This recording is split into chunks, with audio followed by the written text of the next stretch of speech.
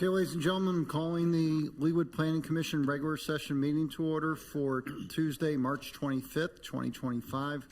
Will the secretary please call the roll? Franze. Here. McGurran. Here. Belzer. Here. Hoyt. Here. Block. Here. Stevens. Absent. Carlberg. Here. Fishman. Here. Coleman. Here. We have a quorum. The agenda, just so everyone is aware, we have a revised agenda on the dais, and that was emailed to us earlier. Any additional changes to the agenda? No additional changes, Chair.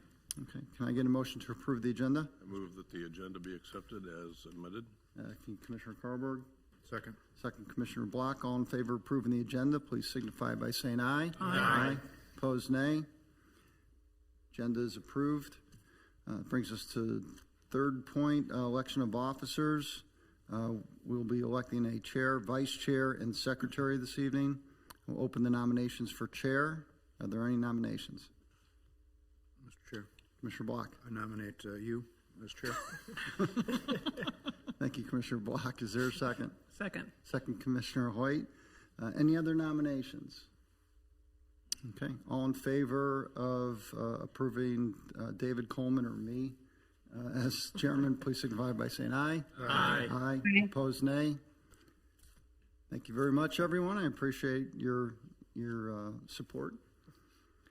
That opened us up to the next position of vice chair. Are there any nominations for vice chair? Mr. Chairman, Commissioner Hoyt. I nominate Commissioner Block for vice chair, should he agree to serve. Second. Second, Commissioner Franze. Any other nominations for vice chair? Okay. All in favor of approving Matt Block as vice chair, please signify by saying aye. Aye. Aye. Opposed, nay. Commissioner Block, you are now vice chair. Congratulations. That brings us to the secretary, and traditionally, Ms. Hurley, you probably didn't know this when you accepted the job, but the secretary has traditionally been the director of planning. Okay. Any nominations for secretary? Mr. Chairman, Commissioner Hoyt. I nominate Planning Director Julie Hurley. Thank you. Second. Second, Commissioner McGurran. Any other nominations for secretary? All in favor of electing Julie Hurley as secretary, please signify by saying aye. Aye. Opposed, nay. Congratulations, Ms. Hurley. That takes care of the election of officers. We have approval of two sets of minutes. The first set is from February 11th, 2025. It was a planning commission work session. Any amendments or corrections or changes to the minutes? Okay. Mr. Chairman, Commissioner Hoyt. I move for approval of the February 11th, 2025 minutes. Second. Second, Commissioner Block. All in favor of approving the minutes for February 11, 2025, please signify by saying aye. Aye. Aye. Opposed, nay. Commission meeting minutes for February 11th are approved. Brings us to the February 25th regular session meeting minutes on February 25th, 2025. Any revisions, changes to those sets of minutes? Mr. Chair, Commissioner Block. I move for approval of the minutes from February 25th Planning Commission meeting.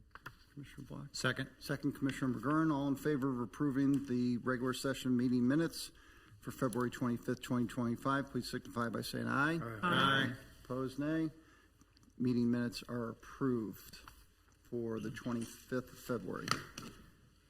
It brings us to the consent agenda. We have one item on the consent agenda. Would any commissioners like to pull this from the consent agenda? Case number 2525. Oh, I'm sorry. Thank you.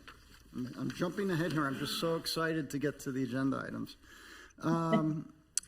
Case 2725, Waterford of Leawood. Request for approval of a rezoning from RP4 planned apartment residential district to RP3 planned cluster attached residential district. Preliminary plan has been continued to April 27th.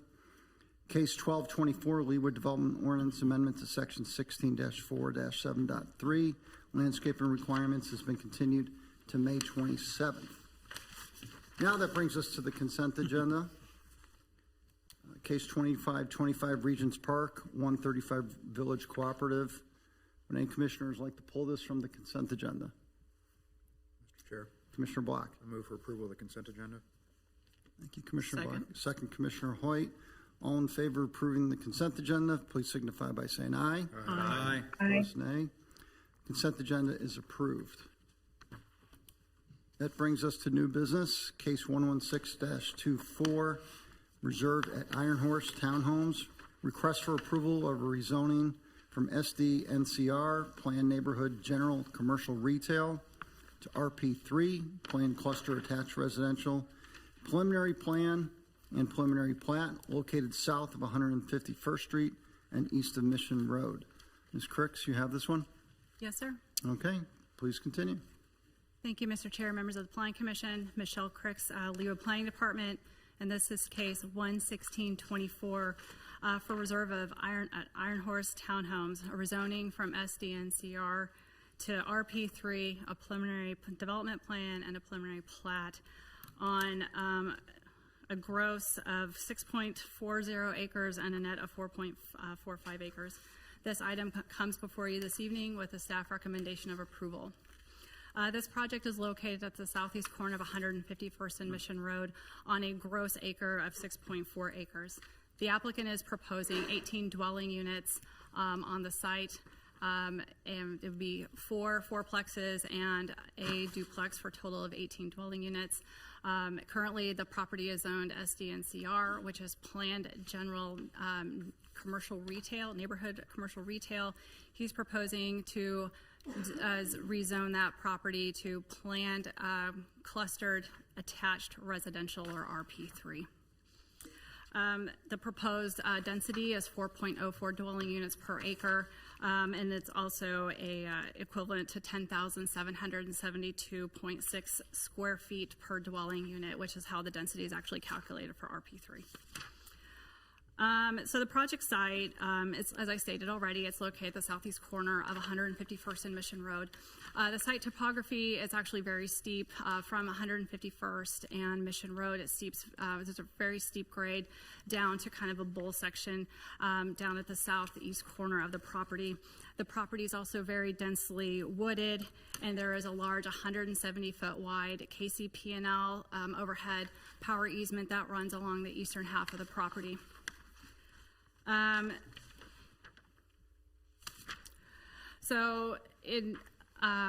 I've always been with the city for several years now, and I've always wondered how this site actually got to a neighborhood retail zoning. I actually found in 1996 this property was zoned to CP1, which now converts to the SDNCR when we had our update to the development ordinance in 2002, where it was zoned from agricultural to the CP1, which translates now, like I said, to the SDNCR2. It was actually part of a 1992 agreement between the previous property owners of Rose and Monahan families that took about, let me check my notes, sorry, about 54 acres of that original property. They actually donated almost 20 acres to the city for what is now for the golf course, and the remaining was agreed to be part of single-family residential, which is now reserved at Iron Horse, and that corner piece to be the retail. The applicant did receive a variance from the Board of Zoning Appeals in December to not require any street trees along Iron Horse Court.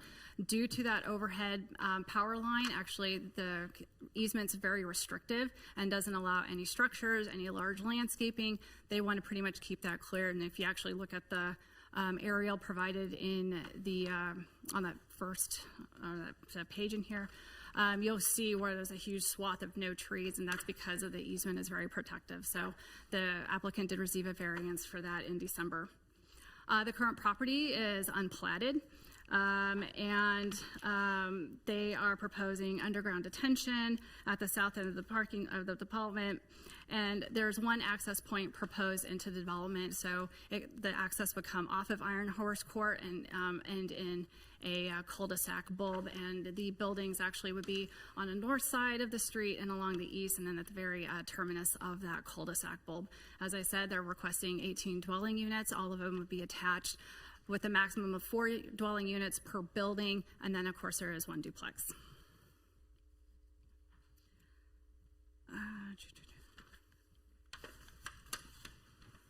Sorry, I'm grabbing my notes here real quick.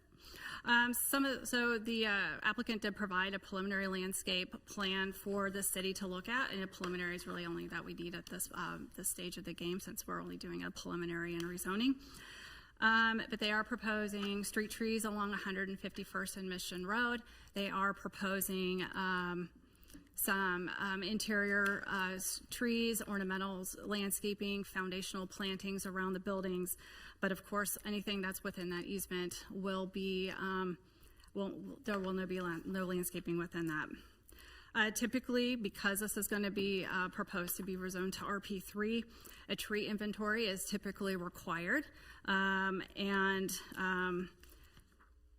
They did provide that, which is within the packet. But as you know, there is a ratio of tree replacement that must be required, and that is not actually part of this at this time. We've got requirements of 1-to-1, anything over 12 inches of desirable trees. And so there, as you read off with the agenda, of course, we're looking at amending the development ordinance. So we're not really looking at any tree replacement with this application. And therefore, staff did stipulate that should this application be approved, ultimately, that if they come back with a final plan application, they need to address any tree replacements per whatever that approved ordinance ends up being. So that is stipulated, I believe it's stipulation number 4 for consideration this evening. The applicant has requested 2 deviations with this application. The first one is that they're requesting a deviation from a setback from a public street, which is allowed up to 25% of the standard setback. When compensating open space has been provided within the development, not to exceed on a 1-to-1 ratio. They are requesting a front yard setback of 22.5 feet to allow more of a larger standard size home, and to also compensate for some of those site constraints with topography. They are requesting additionally an interior property line setback of 0, and that allows for those interior walls to separate each individual unit, so that way they're able to have those units right up against each other with a demising wall. Staff is supportive of those deviation requests. Staff has gone through and reviewed the application with respect to the golden factors, and staff, with the analysis, has determined that the project meets the golden factors. And as I stated initially, that staff is recommending approval of this application, and I'm available for any questions. Okay, before we go into the questions, Mr. Scoville has given us a revised Exhibit A on the dais. It just includes one additional sentence on point number 5 on the second page, where it says this does not include existing high voltage overhead power transmission lines along east side of the development, just so everyone's aware of that. Mr. Chair, actually, the Public Works Department updated that memo because there's a similar stipulation from planning, and that's just to make sure the stipulations line up with each other, so there's nothing conflicting between the 2 departments. Okay, good, thank you. Okay, with that, I'll open questions up for staff. Commissioner Hoyt. First question on Exhibit B from the Fire Marshal. It is 1C. The comment is made about the cul-de-sac not being adequate to maneuver the equipment around. And then there's the comment on 11725 that say revisions show this cul-de-sac to be removed. Is it the cul-de-sac or is it the center island? The initial plan showed a center island that created some difficulty for a fire apparatus to navigate that. So they have removed that and then satisfied the fire marshal. Okay, so just a point, you might want to add that Okay. Center Island verbiage, because otherwise it sounds like the whole cul-de-sac has been taken out. Maybe that couldn't have been possible. Understood. We can get back with the interim fire marshal and ask him to just kind of clarify that for us. Okay, and then just a couple more questions that follow up on public commentary. The email that was forwarded to us from John McGraw makes reference at the very end to saying that, he says, I believe you may have already heard from some of our neighbors about this issue. Were there any other emails or letters that were sent in, or phone calls, or? No, so we did not receive any other written public comment. We did have a couple of residents come and talk with planning and public works about some concerns, and they may be here tonight to kind of express some of those concerns, but no other written comment, no other phone call was received. Okay, and this may be more a question for the applicant, but I was looking at the Interact meeting minutes, and we had this situation, gosh, a few months ago where there were Interact meeting minutes, and they were more what I'd call kind of one-sided commentary. Do we have guidelines for, like, you know, what would be an ideal way to run an Interact meeting? Nothing that I can think of off the top of my head. We really put this in the hands of the applicants to hold these Interact meetings without staff involvement. That way they can have a true one-on, dialogue between the applicant and any concerned residents, and let them ask questions without staff being involved, and just kind of let that dialogue flow between them and make it kind of more for the applicant to hold those meetings. Okay, and I'll just ask the applicant more about that, because essentially it just looked like, a Q&A, and I'm wondering what the actual discussion was back and forth on this, and, the reaction of the comments that were made by the applicant to the group, or whoever in the group asked those questions. So, okay, I'll ask the applicant. Thank you. Thanks. Any other questions for staff? Commissioner Block. Michelle, I know the tree preservation ordinance was remanded back to us. Do you know when we might see that? Currently, it has been continued to the May Planning Commission meeting. The mayor has expressed the reason the agenda was amended is because the mayor has expressed he wants to have some discussion with the governing body regarding trees, and I believe that the tree preservation will be part of that discussion with governing body work session. And so I believe that, and that's why that got pushed out. Julie, I don't know if you wanted to kind of expand on that. Yeah, the governing body is tentatively slated to have a work session on May 19th regarding this, and then a few other sections of the ordinance and code that deal with trees. And so our feeling was just that it'd make more sense to try and get some language from that discussion so we can hopefully have a more productive discussion with you all about that before I bring it back to you for further consideration. Commissioner Fishman. Yes, Michelle, I looked for and was unable to find in the LDO a definition of net acreage as opposed to gross acreage. And I was concerned about whether or not the utility easement was in gross but not net.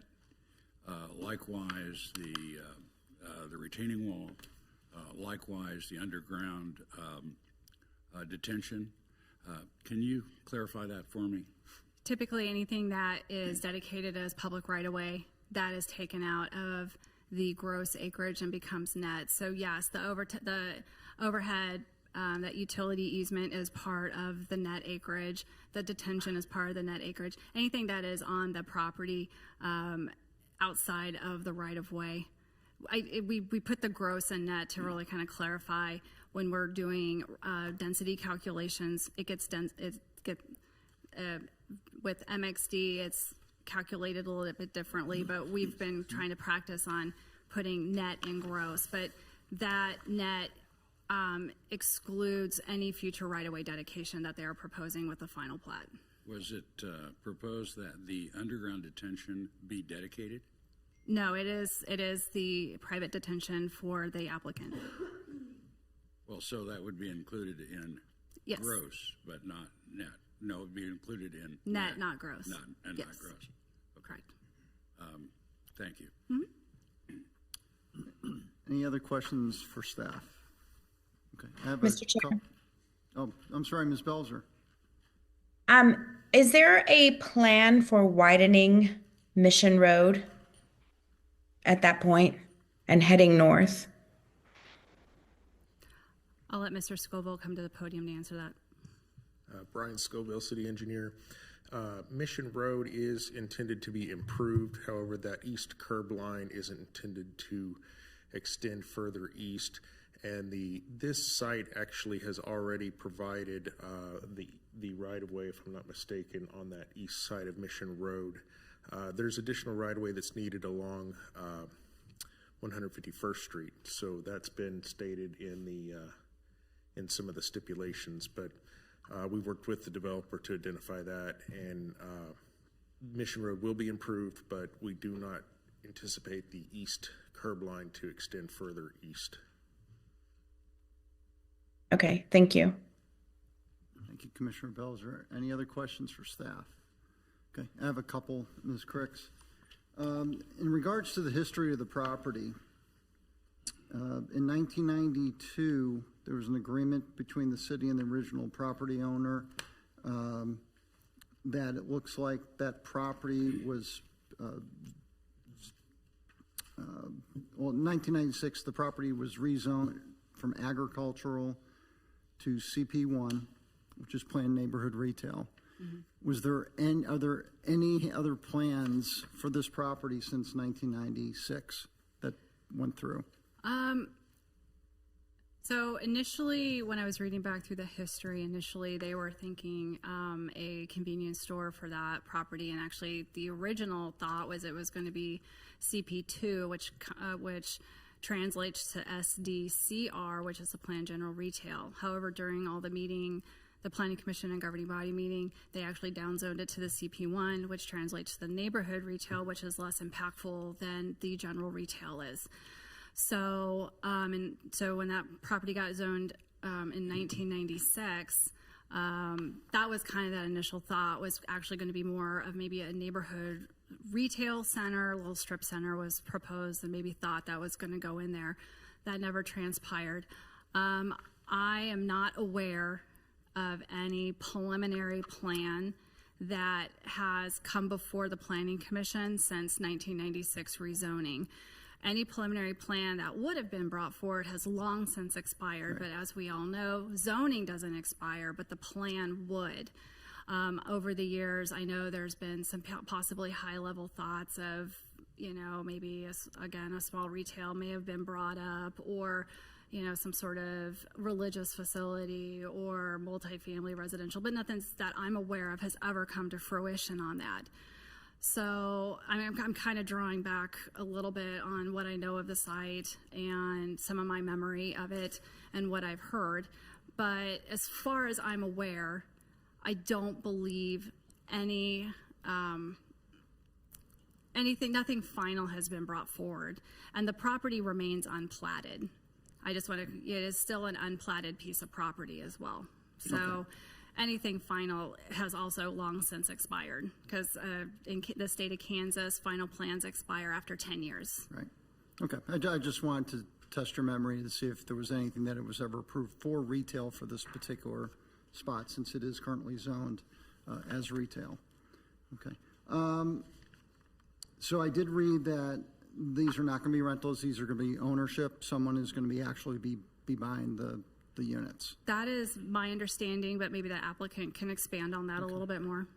Okay. And it's 18 units. 18 units, yes. Total. Just if they want to rezone, could you see if in a world where single-family homes would be put into that area, could single-family homes fit in there? They could probably do maybe 2 to 3 single-family homes, do the site constraint and, with the overhead easement and topography, they probably couldn't get a lot of single-family homes, but I don't think that, I haven't seen a design by it, but maybe the applicant's team has kind of just did a little spot check on it. Maybe that's a good question to ask them. Okay. And then in terms of traffic flow, everything goes from this Iron Horse Court in Mohawk Circle. That all was going to feed into 151st Street right there.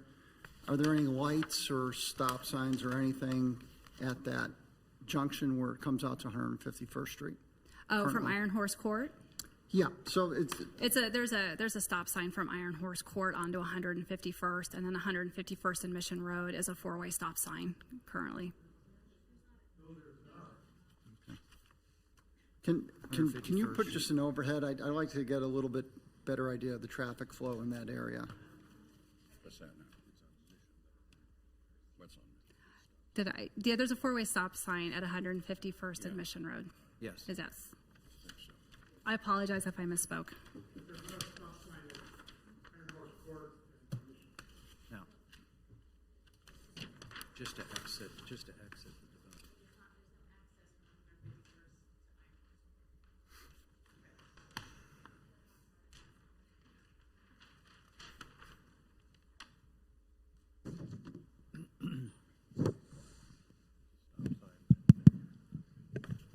I think she's talking about up here. Oh, there's a stop sign here. So the only access that this development has is on.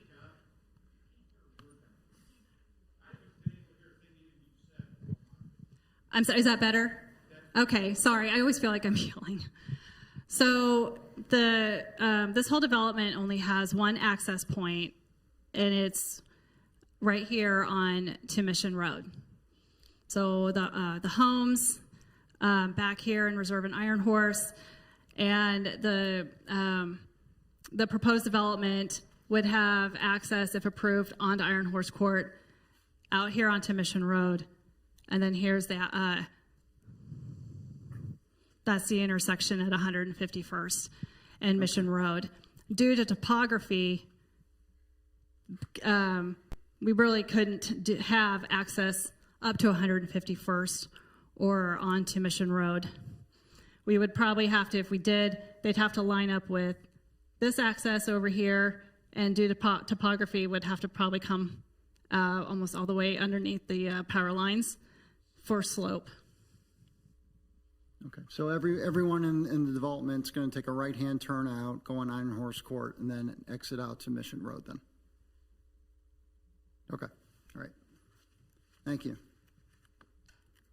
Mr. Chair, Hold on a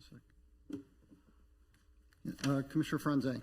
just following up on that, so just because it's not on our diagrams here, so Iron Horse Court runs parallel to 151st along 151st there and has no exit over there. There's no connection, so everything's coming right here. That's correct. Okay. Iron Horse Court ends and it terminates in a cul-de-sac bulb, probably several hundred feet this way, to the east. Thank you. Mr. Chair, I have another question. Go ahead, Commissioner Belzer. How many homes are in the reserve at Iron Horse? How far does it go? How far does Iron Horse Court go? And how many homes are in the entire development? Give me just a moment, please.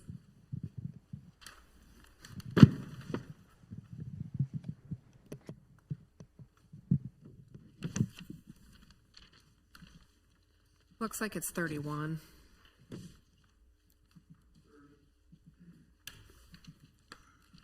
Okay.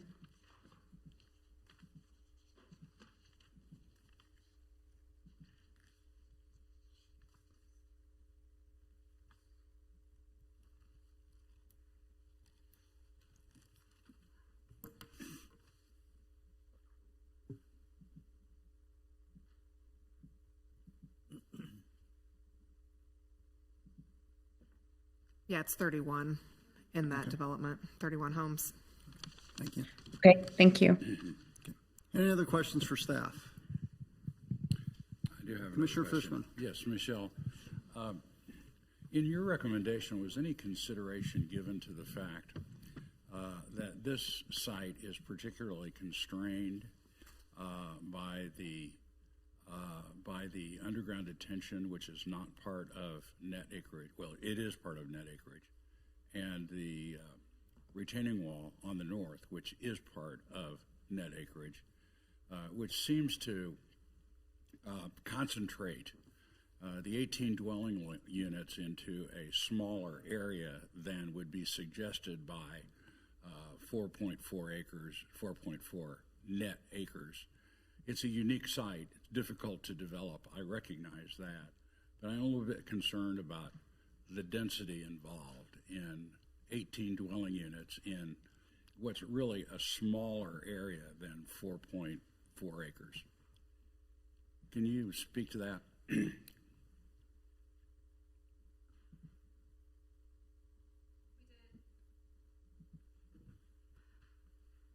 We did take a look at that, and we went back and forth with the developer asking about maybe taking these down to duplexes rather than fourplexes. And this was the design that the applicant was really married to. I do agree it is tight, and they do have the constraint with topography and with this overhead power line. However, they've been able to make it work, meeting setbacks and, making sure that topography has been addressed, making sure that we do have sufficient setbacks from the overhead power lines, that they're not right up against the power lines. They have provided an area for the underground detention. 4.4 acres is actually considered medium density residential, and the RP3 is considered medium density residential under our code and within our comprehensive plan. And medium density residential is actually what is on the west side of Mission Road as well. So it actually all flows together with residential density.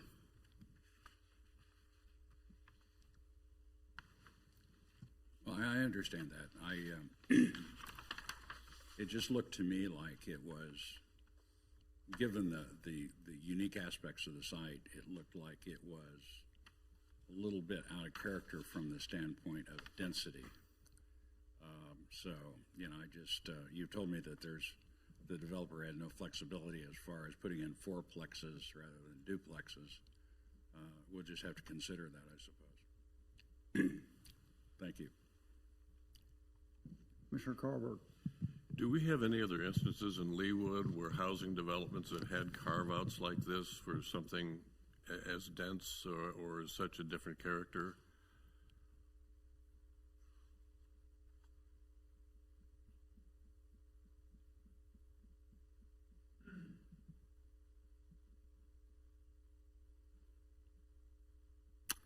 I can't think of anything specific off the top of my head, but I know we do have some of the older areas, maybe along Row, where we do have a bit more dense residential development where they're attached housing. When it was came in like the 80s and 90s, and they were zoned under the old RP4 zoning, and now would be kind of translated more of an RP2. So we do have some areas, and it's like north of 133rd on the west side of Row, and gosh, the development's escaping me, but we do have a mix of kind of the single family with attached housing in there. Thank you. One additional question. Since this goes right up to the intersection, basically backs up to the intersection of 151st and Mission, what else is going to be developed, or what else is it zoned for in that area? If I recall, there's nothing really in that area. What are the other three corners going to look like, or what are they zoned for currently?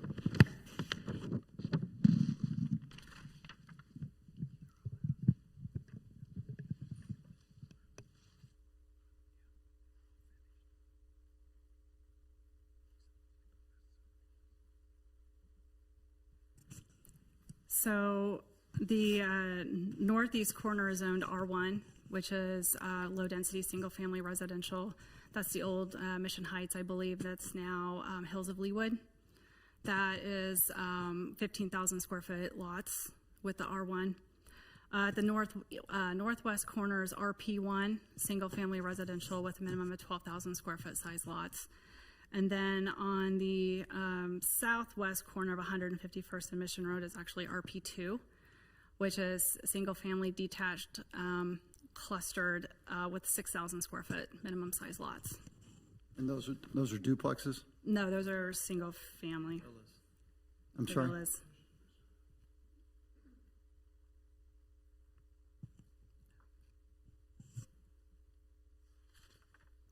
They're which, I'm sorry?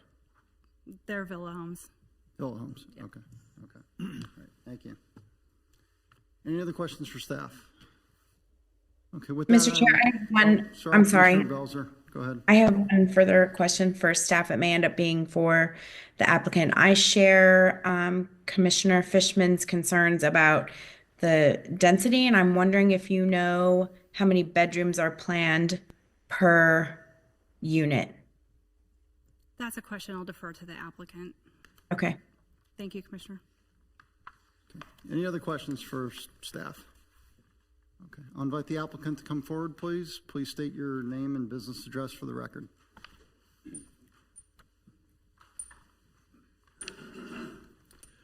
Thank you, Mr. Chair. Greg Musil, Rouse Frets, 5250 West 116th Place, Suite 400, Leawood, 66211. I'm here with Saul Ellis, who would be the developer of this project, and Tim Tucker from Phelps Engineering, who has done the civil engineering on the site. I appreciate the number of questions because they indicate what a unique site this is. And I think it's important for this commission to understand what you're asked to do tonight. This is zoned commercial retail. It is a down zoning to RP3. So when you consider the implications of the density and the interior setback at 0 feet, you consider the traffic out onto Iron Horse Court that will end up on 150 on Mission Road, when you consider those types of things, you need to compare those to a site that is currently zoned retail and has been zoned retail for almost 30 years. So as you go through, and I think staff did a good job in the golden criteria of evaluating each of those. And I know there are a lot of neighbors here tonight, and I hope I have the opportunity maybe to respond to questions or concerns they have. But it's not like this has been zoned for some residential use, and now we're considering what the right residential use is. This is a land use that has been zoned for almost 30 years as commercial retail. It meets all of the city's standards other than the 2 deviations, which is an interior lot line and a front setback going from 30 feet to 22 and a half feet. But if you look at staff's report, the side lot setbacks, the rear setbacks, and the other setbacks are all way over the requirements in the LDO.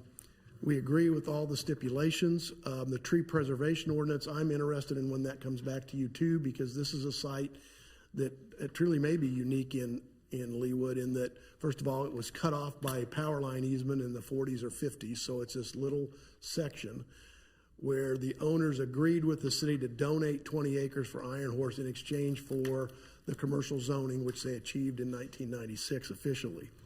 It is a small site, and if the 4.5 acres include a 170-foot wide easement, one of the things that made it difficult, and Mr. Fishman, that kind of forces you to squeeze down a little bit, is we worked for probably a year and a half with Evergy to say, let us put our detention in the easement.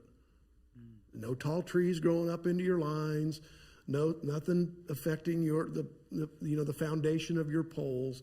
Just let us put green, dry detention in your easement, and they refused. So we had to put it underground on the site, which constrains the site even further than it was before. We still will have to come back for the final plan that will include some other details about landscaping. I was not at the neighborhood meeting. Tim Tucker was, and maybe can speak to that. I don't know how many bedrooms. Saul, how many bedrooms per unit? 2 bedrooms per unit on those. Obviously, you had some concern about traffic going on to Mission Road. Your staff has looked at that, and the word negligible is used in the staff report. This amount of traffic from residential users is going to be negligible and will not affect Iron Horse Court or Mission Road. I certainly agree with the notion that someday Mission Road needs to be improved, and we'll leave that to the governing body as to when they put it in the capital improvement plan. We're happy to answer questions, but I think this is a fairly straightforward downzoning from commercial to retail. It's consistent with the city code. It comes to you after your staff has done a thorough job of reviewing it and recommending it. So with that, I know you have a longer agenda, so I'll be happy to answer questions or the rest of our team. Okay, thank you, Mr. Musil. Commissioner Hoyt's a little too ready to go. I'm ready. Any questions for the applicant? Commissioner Hoyt. So maybe we could hear from the person who did conduct the Interact meeting, but in addition to that, have there been, additional conversations with the nearby residents to try to address their concerns? I have not been involved, and I'm not aware of other questions or concerns that have been directed to the applicant since the neighborhood meeting. And Tim could come up and talk about the neighborhood meeting. I think what's in your report is what is traditionally done, which has always been deemed compliant with your ordinance, which is to identify the issues that were raised and identify the responses that were given. And that's what was attempted to do here. So you can see the questions the neighbors had at that neighborhood meeting, and there were a number of neighbors there, and the responses that were given to them. I've not been privy to any communications that you may have received since that or in advance of this meeting. You want to ask Mr. Tucker? Sure. Mr. Tucker, please state your name and your business address for the record. Tim Tucker, Tucker, with Phelps Engineering, 1270 North Winchester, Olathe, Kansas. As far as the way the meeting went, they kept repeating and coming back on the one main item, I think, which was primarily that the use and other options. And the developer was clear that, this is what he decided was the best use for the land. So I think that's where you're getting this feedback of being one-sided. We also try to keep these meetings kind of flowing in one direction. So, we represented the meeting like we're supposed to of what we're doing, and then we did get feedback, but you start getting the same comments again and again, and the meeting doesn't really go anywhere. There was other comments, which we wrote down everything we could from the meeting. So, there was concerns about shared entrance, which I think it was always intended that one access was going to be used for both properties. Michelle did a good job describing, trying to get a second access. It doesn't really meet city requirements due to how close it is to the intersection and stuff. And I think, I have read some Interact minutes where there was a greater, like when you just said that multiple residents asked the same question or, made the same comment, that actually is helpful to us to get that information. And of course, there are residents here tonight, so they might reiterate that point, but we use the minutes to try to get a sense of really what went on at the meeting. So, anyway, enough said. It's just helpful when we get more information. Any other questions for the applicant? Commissioner Fishman. I have a question that I'd like to address to Mr. Musil. Greg, I understand that the financial aspects of most developments, and the higher the density, the better the deal for the developer, and I'm aware of that and certainly sympathetic to that. It just looks to me like this a better financial aspects notwithstanding, a better use of this piece of ground would be if those fourplexes were actually duplexes, and then you would only have 9 dwelling units as opposed to 18.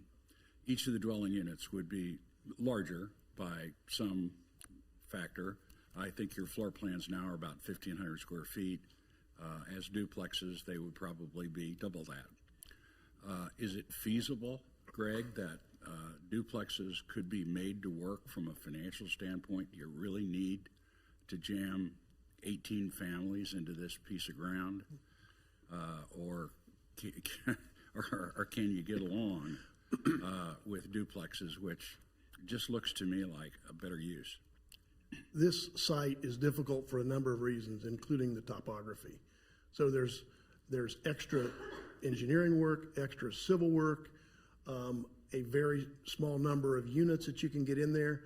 If RP2 would work financially, it would solve our tree preservation problem, because RP2 is not subject to it, and we wouldn't have to care about anything we take down in trees. So we've looked at that, and Mr. Ellis has looked at that. It won't work. I mean, there's a limited amount of what you can do on this site. And it's probably never going to be commercial. If we brought a commercial plan in here now, with somebody that wanted to put commercial in there, we wouldn't need to rezone, and we would just meet your planning standards. So trying to find some use for this really an orphan that's been left there for 30 years, this is the least we can do. And I know the neighbors think it's the most we can do, and you use the word jam.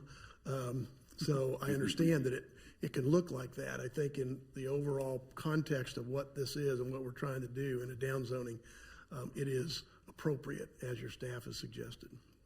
Thank you. Mr. Chair, it's Michelle. I apologize. I just want to make a quick correction, Mr. Musil. Duplexes would still require RP3 zoning, because the RP3 zoning is attached residential as opposed to RP2 being detached residential. The way the code reads with the landscaping is 1 and 2 family homes is not subject to the tree replacement as opposed to the 3+ homes. So I just wanted to kind of make that clarification for the record. We'd have to be detached to be exempt from the tree preservation ordinance. All 2 family homes, meaning twin villas, Yeah. would be also exempt, but three family and up would be required. I just wanted to clarify for the record. Thank you. We did look at that because of the tree preservation ordinance as currently drafted and as amended that you all recommended, simply renders this property undevelopable because of the replacement obligations. So you're saying it is the tree replacement that renders this property undevelopable as opposed to the density? No. We still have to solve the tree preservation issue. At this preliminary plan stage, we're looking at the planning of the site. We still have issues with the tree preservation ordinance that we'll have to solve, along other things with final plan, and also street impact fees on both Mission and 151st Street that are significant for 18 dwelling units. Okay, thank you. Commissioner Block. Mr. Musil, do you have a target price that these units will be sold for? Target price? Target price for sale?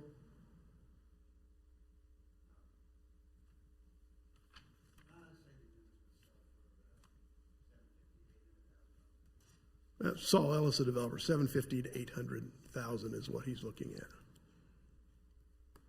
which seems incredible if he didn't live through the last 5 years. And that would be for each duplex, correct? Each unit. Each unit, yeah.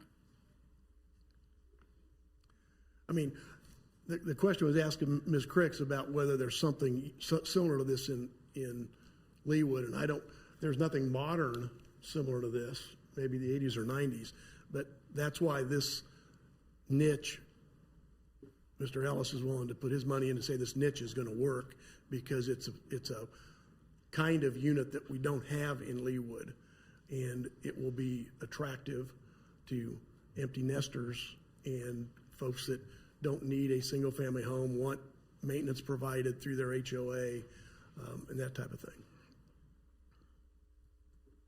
Can I ask one question? Did you have Nothing else. Okay, sorry. Commissioner Actually, Hoyt. it goes back to Mr. Fishman's point about your study that demonstrated that the townhomes, the 4-unit townhomes, were the viable option with just the one duplex, essentially.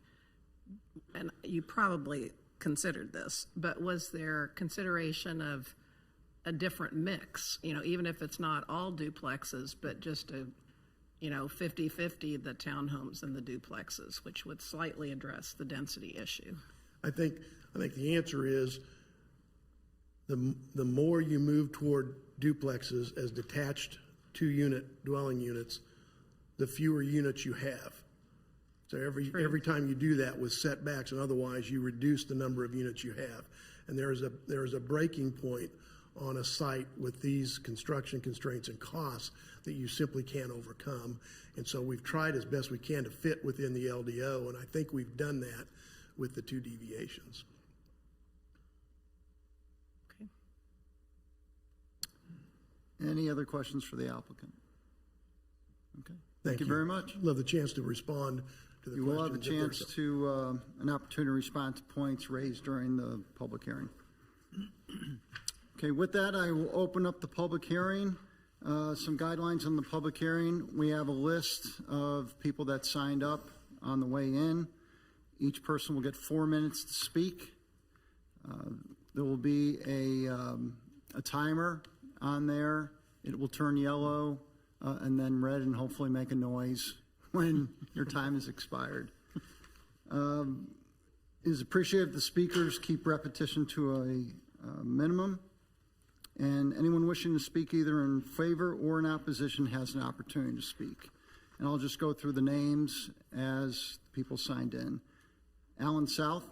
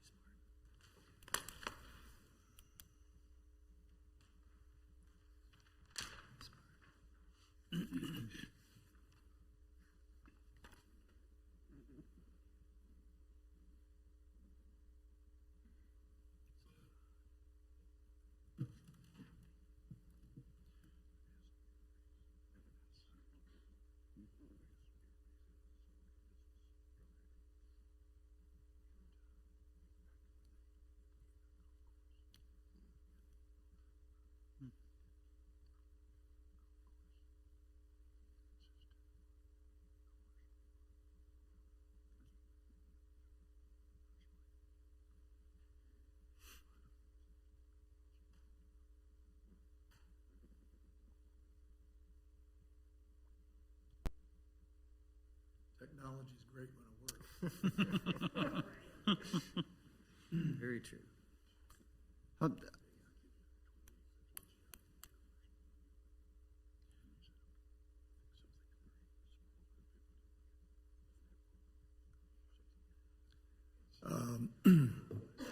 I thought my time was 5 minutes. It's 4 minutes on the timer. Is Yes, that sir. correct? Yes, sir. Okay. My name is Alan South. I live at 3709 Iron Horse Court. I've lived there since 2002.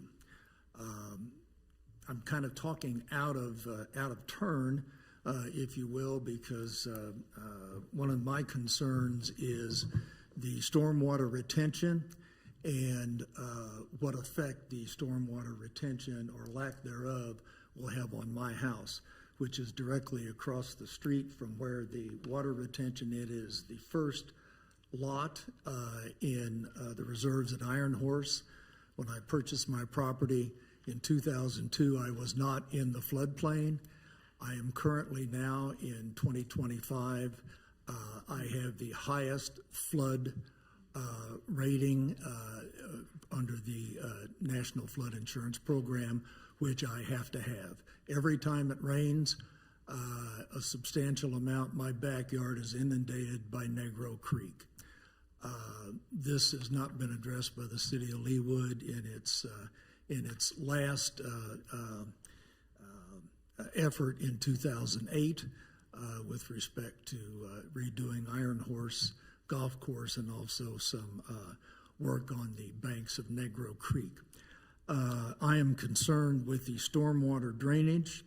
The stormwater drainage in the area where it is proposed. I had a picture that I would like to show, but obviously I can't do that now. It's up there. Oh, it's up, okay. The stormwater drainage basin is here. It's my understanding that that is nothing but a sand column type of drainage field. That area there, I'll show you this picture.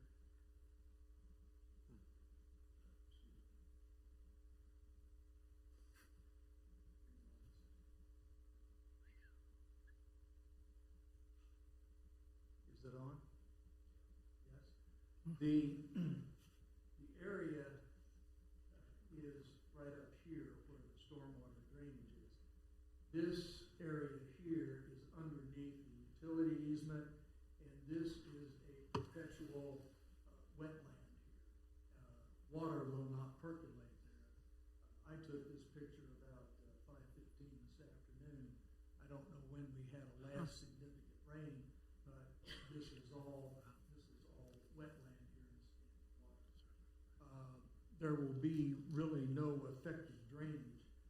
I don't know if they have, I assume that they have submitted a stormwater drainage plan, but I haven't had access to it.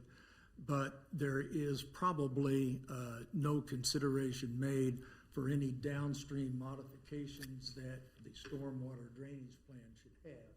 And that affects me, that affects my property. And it will, I believe that the accumulation of more of the stormwater here with the denuding of the property, taking out all of those trees and bushes which help retain water, that will overwhelm any drainage that they have here. And that this goes under, there is a drain right here, goes underneath Iron Horse Court and dumps water in the Medlow Creek right here within about 75 or 100 feet of my property. I see my time is about up. Thank you. Thank you very much, Mr. South.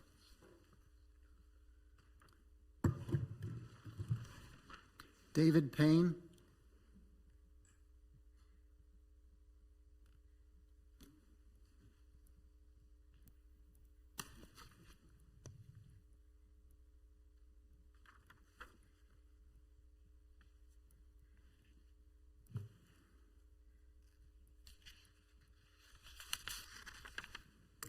Welcome, Mr. Payne. Please state your address for us, please.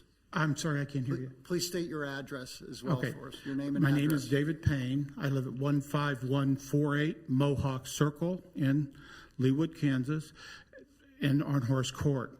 My concern with this is I've lived in Leawood for 35 years, in Johnson County for 44 years, in Kansas City my entire life, and I've watched this area be developed.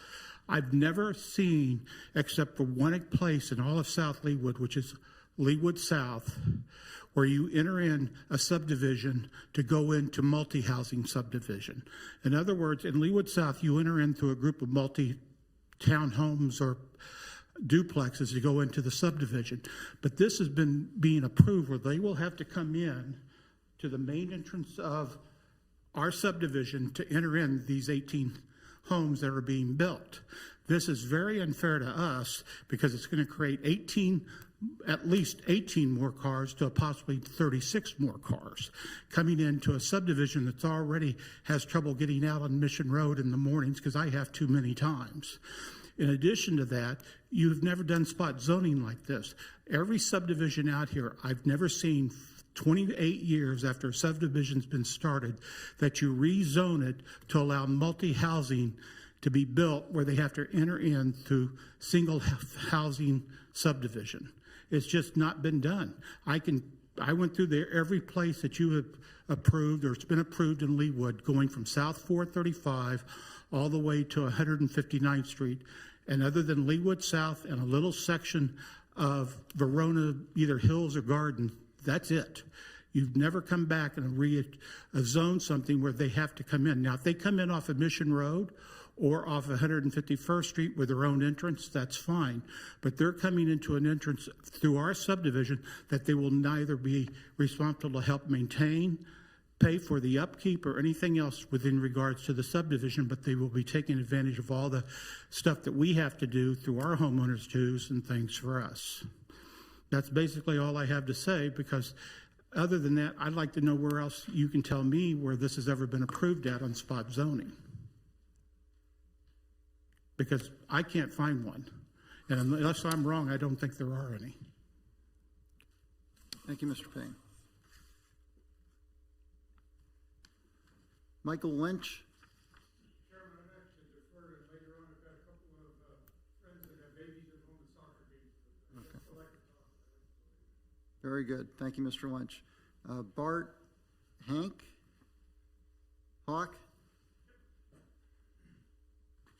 I'm Bart Hauk. I live at 15144 Windsor Circle. And I don't know whether these issues are the issues that you're looking at today, but I would like to point out, and it's similar to what previous person said, is that if they enter into our neighborhood on Iron Horse Court, on both sides of the entrance are our logo and all the landscaping and the fountains and all those things that we pay for out of our dues. And so they would be, receiving the benefit of that without having to share in the cost of that. And I thought that's fairly unequitable. Thank you. Thank you, sir. John McGraw. Hello, yes, John McGraw, 3701 Iron Horse Court, a resident. So I'll be quick here. I had a nice long thing drawn up, but Mr. Fishman brought up the issue I was going to address, which is the density issue. Just way too many townhomes in way too small a space. And I would say that a 50% increase in residents and then also traffic is not negligible. Like, that's a really big difference and is going to dramatically shift the entire character of our neighborhood. So just want to go on the record. Please do not allow this zoning request to change or this development. And I'm going to head to my daughter's soccer game. So thank you all very much for being here. Thank you, Mr. McGraw. Patrick Willis? No. Sherry Blue? Hi, I live at, and my husband and I have lived at Reserves of Iron I'm Horse. sorry, before you start, can you just state your name I'm and sorry, address for the Sherry record? Blue. I live at 15149 Pawnee Circle since 2001. Raised our kids for the there, and so obviously, in addition, it's a 60% increase in traffic because we have 31 homes. Like I said, 36 cars. They are small homes, and it's there's already a lot of traffic on Mission Road because of the development in South Overland Park. So there is a definite impact to the traffic. Obviously, the wet marshy, that's obviously been covered.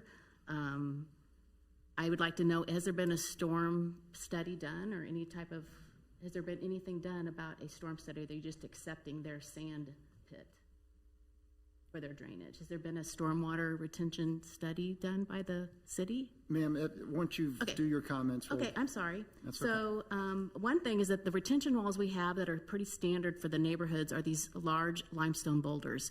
On his plan is what I would consider a substandard cinder block materials, like you would see at Target or Costco or Walmart, to just be these long, tall walls. He wants to use cinder block, which is not the quality of standard around that for the single-family home neighborhoods. Whether it is R2, they're still single-family homes.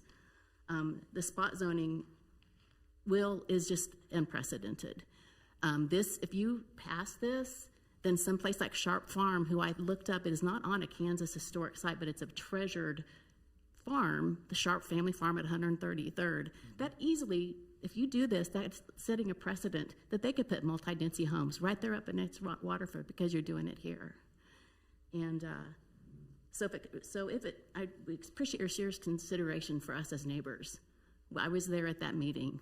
That is a one-sided minutes you received. And so it just goes against all matter of standard practice and precedent that Leawood has done. And I've respected Leawood in their zoning and their planning, but please do not approve this. Thank you. Thank you, Ms. Blue. Greg Allen? Suzanne Allen? No, okay. Rick Sir, if you want to make a comment, please come forward and state your name and address for our record.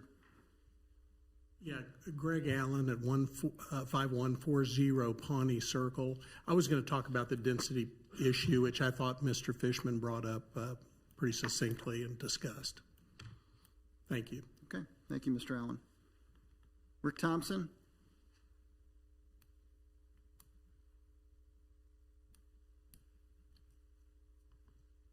I'm Rick Thompson, 3201 Iron Horse Court in Leawood. I just had a couple of concerns, more along the lines of the property owners, homeowners association rules, that I understand that the individuals are responsible for individually painting their unit. So you could have a menagerie of colors there, possibly, when it comes time to repaint their area. They also have making a provision in there that they would be rented for, cannot be rented for more than, have to be rented for more than 12 months a year if somebody would want to rent their units to somebody. The target for those places are people, as I understand, was told at our meeting, are for people who want to live 6 months here and 6 months someplace else. That's the target for those people that they're going after to sell those units to. So those are some concerns that I have, and I agree with everybody else that's come up here and the concerns that they have too. Thank you very much. Thank you, Mr. Thompson. Linda Thompson? Nope, okay. Bob Henderson?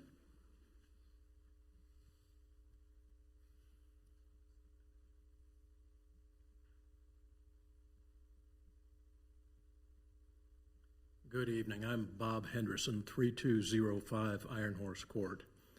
I wanted to start, first of all, by saying something that I don't know that you hear very often, but it's thank you for your hard work.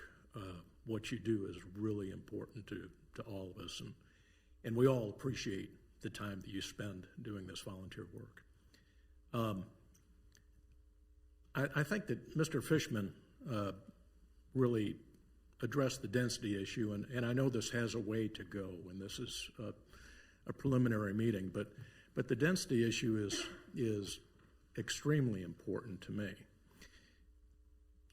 It's about a half mile from the entrance to our neighborhood to where I live. I live next to Mr. Rick Thompson, who just spoke. I live on about a half an acre of land. I think Rick might have a little bit less than that, but the houses that are along Iron Horse Court have significantly more property. Obviously, we're talking about either duplexes or fourplexes or whatever else. I understand that's completely different, but the character of the neighborhood is very important, and it's one thing to see it on a plat, but when I drive from my house to the entrance, what I see are some pretty nice houses. And then when I get to the very end where it curves, that's where you see where the power lines have come into play. And those used to be, that area used to be wooded. But when the new power lines came into play, those trees were all torn out. As a matter of fact, they had to tear some trees out of some neighbors' yards because the easement was so wide. Some of the front yards had to be included in the tree removal process. So this is not only a unique piece of property that we're talking about for development, but it's a very important thing to do right, I think, for not only our neighborhood, but for the city. I don't see anything commercial ever going in there. I don't see anything really going in there that's not single family, frankly. I think single family, you might be able to get that in there, but again, the economics may not be right for that, but that is the nature of a very difficult piece of property to work with. And that's something that's known, something that's observable, something that when you buy it, you know what you're dealing with. Putting this number of homes in fourplexes in a residential area like the reserve at Iron Horse really destroys what the neighborhood looks like. It destroys the character, separate and apart from the density issue. And I'd say just one last thing, because who knows when Mission Road will be widened, but I can't say it's a problem when I leave the neighborhood and turn right on Mission, go towards 151st, except during rush hour. In the mornings, I'll be stuck at the stoplight, the stop sign at Mission Road, leaving the neighborhood, and that's now. That's without the addition of the housing which has been proposed in this case. So I'm out of time. I simply wanted to point that out, and thank you again for your time. Thank you, Mr. Henderson. Michael Lynch.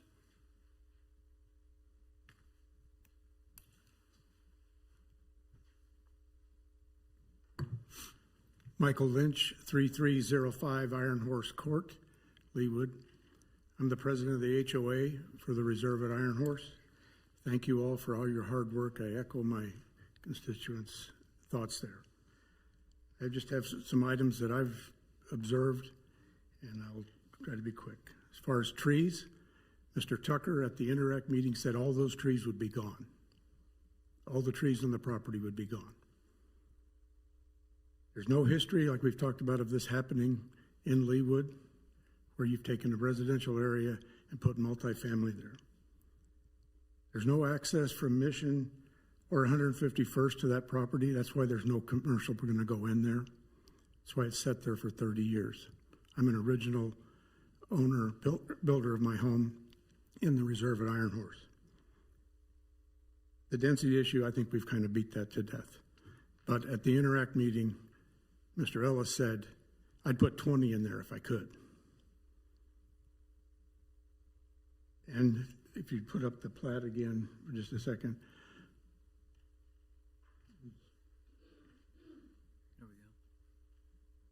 There's no getting around the fact that 3 or 4 of the houses, actually more, are going to be looking at the back of houses. And I don't know anywhere else in Leawood that you're looking out your front at the back of another house. I stand for my HOA people. We all are opposed to this rezoning. We request that you change I know that's not the subject of this meeting, but we would like to see it zoned for single family. And I think that would be an excellent solution. That's all I have. Thank you. Okay. Thank you, Mr. Lynch. Is there anyone else in the audience or on Zoom that would like to be heard on case 116-24? Mr. Chairman, Commissioner Hoyt. I move for closing the public hearing. Commissioner Hoyt. Second. Second, Commissioner McGurran. All in favor of closing the public hearing, please signify by saying aye. Aye. Aye. Opposed, nay. The public hearing is closed. At this time, the applicant will have an opportunity to respond to points raised during the hearing. I'll invite Mr. Musil to come back. Thank you, Mr. Chair. Greg Musil. I'm a little discombobulated here. Bob Henderson is a former partner and mentor of mine, and John McGraw I cheered on at K-State and for the Kansas City Chiefs, so it seems really unfair for me to come up here and disagree with them, but I'm going to. I appreciate the neighbors' comments, but again, I'll go back to what is it zoned for? What would they look at? What would the traffic be as zoned? Which is what your and the city council's responsibility is as a quasi-judicial matter. Stormwater, I think Brian will confirm there's a preliminary stormwater study that you're required for detention. We cannot let more water go from the site than there already is going. It has to. That's why you have detention. So I appreciate the gentleman's concern on the south side about Negro Creek, but it's not gonna. There's no more water going to come off our site than is already coming off it. That's your ordinance. We also have to meet best management practices for the quality of that water. So everything is going to be improved from that sense, from a stormwater sense. And there will be a final stormwater plan that has to be approved by your engineering department before final plan could ever be approved. This notion of a shared entrance, it has always been assumed to be a shared entrance with commercial retail traffic.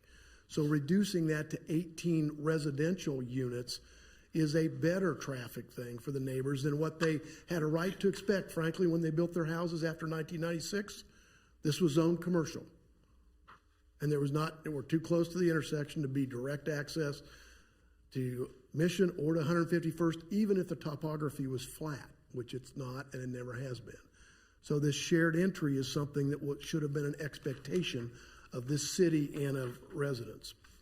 The traffic impacts, you have been doing this a long time. I know Mr. Fishman's relatively new to the commission, but he knows a lot about traffic studies. You look at capacity of the roadways and you look at levels of service. And your staff does that every application and has reviewed this one and determined that Iron Horse Court with 30 or 31 homes on it and these 18 new ones will not have any capacity problem or level of service problem. So that is your staff's analysis. And when I hear about density, I really think the density issue, it can be an aesthetic concern or it can be a traffic concern because more units generate more traffic. But the traffic generation is not an issue on this. And if you think of a residential street in the city of Leawood, how many of them have far more traffic every day than 58 units of residential drives? Remember, to get out of this development, you have to turn west right immediately. It's not going to affect the other 27 homes within that subdivision. They're going to go out, you're going to go right, and you're going to get on Mission to go south or to go north. One of the things that was not shown here, and it's in your packet, is that there is a landscape plan. So that the plan that's been shown several times on the Elmo is rather raw as to what you might look at. But if you look at the renderings and the landscape plan, then I think you'll see that this is not going to, you do not allow ugly unlandscaped developments or buildings in Leawood. And these are not going to be ugly or unlandscaped buildings that are across a 170-foot easement that they look at now, where the trees just end, and now there are going to be trees around buildings. I think I'd like to end. Mr. Ellis would like to respond to a couple of the comments just for a minute, if that would be allowed, Mr. Chair. Yes, sir.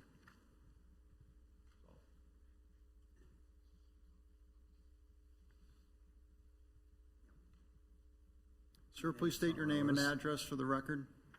What? Please state your name and address for the record. My name is Saul Ellis. I'm 14713 Beverly, Overland Park, Kansas, 66223. I came a few minutes late when she was giving her dissertation on this. Did you show? Excuse me. Can you hear me? Yes. Yes. Did you show the building, the elevations, and the architecture of? The only thing I'm disappointed in this whole hearing, because I've been developing a long time, and I've been through 35 of these, and I can understand all the concerns of the neighbors. Everybody who builds a house wants a house on each side, wants a house in the front, and wants a house in the back. You know, that's just normal human nature. Or a golf course, or a lake, or something that increases the value of their home, and I understand that. This is a very, very difficult piece of land. The contours, as a matter of fact, the only good thing about this piece of land, it's in the city of Leawood, and it has a wonderful location. The contours of the land are terrible. It has an easement through most of the land, to a great part of the land. Out of 6 acres, we're only going to get to use 4 of them. So all the things that we've done and worked on for months and months and months is to make this a beautiful project. And the one thing that wasn't brought out is how pretty this place is going to be, how beautiful it's going to be. Right now, for whatever the neighbors say, it's not an attractive piece of land. The easement is a floodplain, And I've driven by there many times, and whenever it rains, it's just the flood's there. And by doing what we're going to do, we take all that out. Now, anybody that looks at this, a neighbor that will look at this piece of land looks over 100 feet of park that's been sprinkled and been landscaped. So I don't know. I mean, it'll be more beautiful than anything that they've seen, that they're looking at now. As far as taking the trees out, no matter what you would do with this piece of land, you have to take the trees out, because you have to take the trees out to do the grading and the sewer systems that the city requires. So no matter what you do, if you did one house there, you'd have to take the trees out. And as far as density is concerned, there are fourplexes and duplexes. That's the way it was set up. And it is impossible to do anything else residentially with this piece of land. I've looked at it for years. It's impossible to do anything else with this piece of land, financially, design-wise, anything else, to come out or to make it look attractive. So I just want to I want you to tell you, besides all the things that everybody has, all the comments everybody says, this is going to be a beautiful project. As a matter of fact, when we're done grading it and landscaping, I tend to wonder if they'll even see half of the buildings there. Because we're spending tons of money, or setting up tons of money, to make this a most beautiful project. And if you look at the fourplex, I mean, it looks like a gorgeous home, like all the rest of the homes in the area. Thanks. Thank you, Mr. Ellis. Staff have anything to add before we move on to discussion? Nothing, sir. Thanks. Okay. Thank you, Ms. Cricks. That brings us to discussion by the Planning Commission. Does any Planning Commissioner wish to make any comments? Chairman. Commissioner Carberg. I had a couple of things on both sides of where people have spoken that I think are worth noting. These are going to be for purchase, as I understand, not for rental. Is that true? Yeah. It's for purchase. So the comment that this is going to attract people who want to live 6 months here and 6 months there, I don't think is applicable. That was made. People aren't going to buy and sell in 6 months at a time. So I think that's needs to be clarified. Regarding single family and they can't be built, I have relatives near Asheville, North Carolina. You can build a house anywhere if you want to, because I've seen them built in some unusual land. So it is saying, I think, flatly that a single family cannot be built. It may not be desirable from a financial standpoint, but it could be done. I think it's a valid point on the sharing of costs on the entrance, that somebody's using it and not supporting it, but I'd wonder if HOA costs can be shared. The Mission Road access, there would be more traffic coming out of this neighborhood. And I can understand, because I was raised in the Chicago area and I hate traffic. But if there are multiple units in this neighborhood, that doesn't change the traffic coming up from the south on Mission Road or coming from the north. That's still going to increase no matter. And I agree, the land is not very pretty. I drive here on a routine basis, and it's not very pretty right now. It's kind of just existing.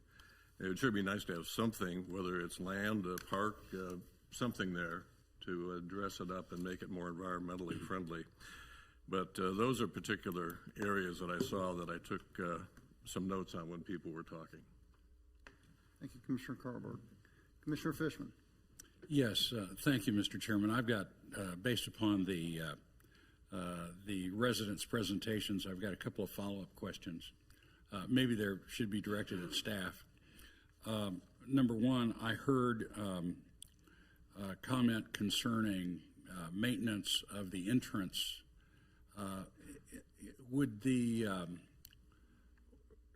Isn't Iron Horse Court a public street? Yes, it is.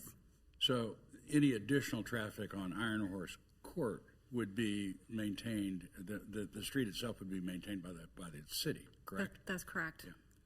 So I wonder where the additional traffic would go or would come from that would be a concern to the people that live in this area. Number two, there was comment concerning stormwater retention or I should say detention. When I hear stormwater detention, I'm thinking about underground tanks that are holding tanks. But the gentleman that talked about drainage mentioned something about something having to do with sand. Can you clarify what kind of stormwater detention there will be at this site, and will there be anything apparent on the surface as a result of holding water in this area? I will defer that question to our city engineer, who can better answer that question. Brian Scoville, city engineer. The proposed detention on this site are underground chambers. They have gravel. They sit on a bed of gravel.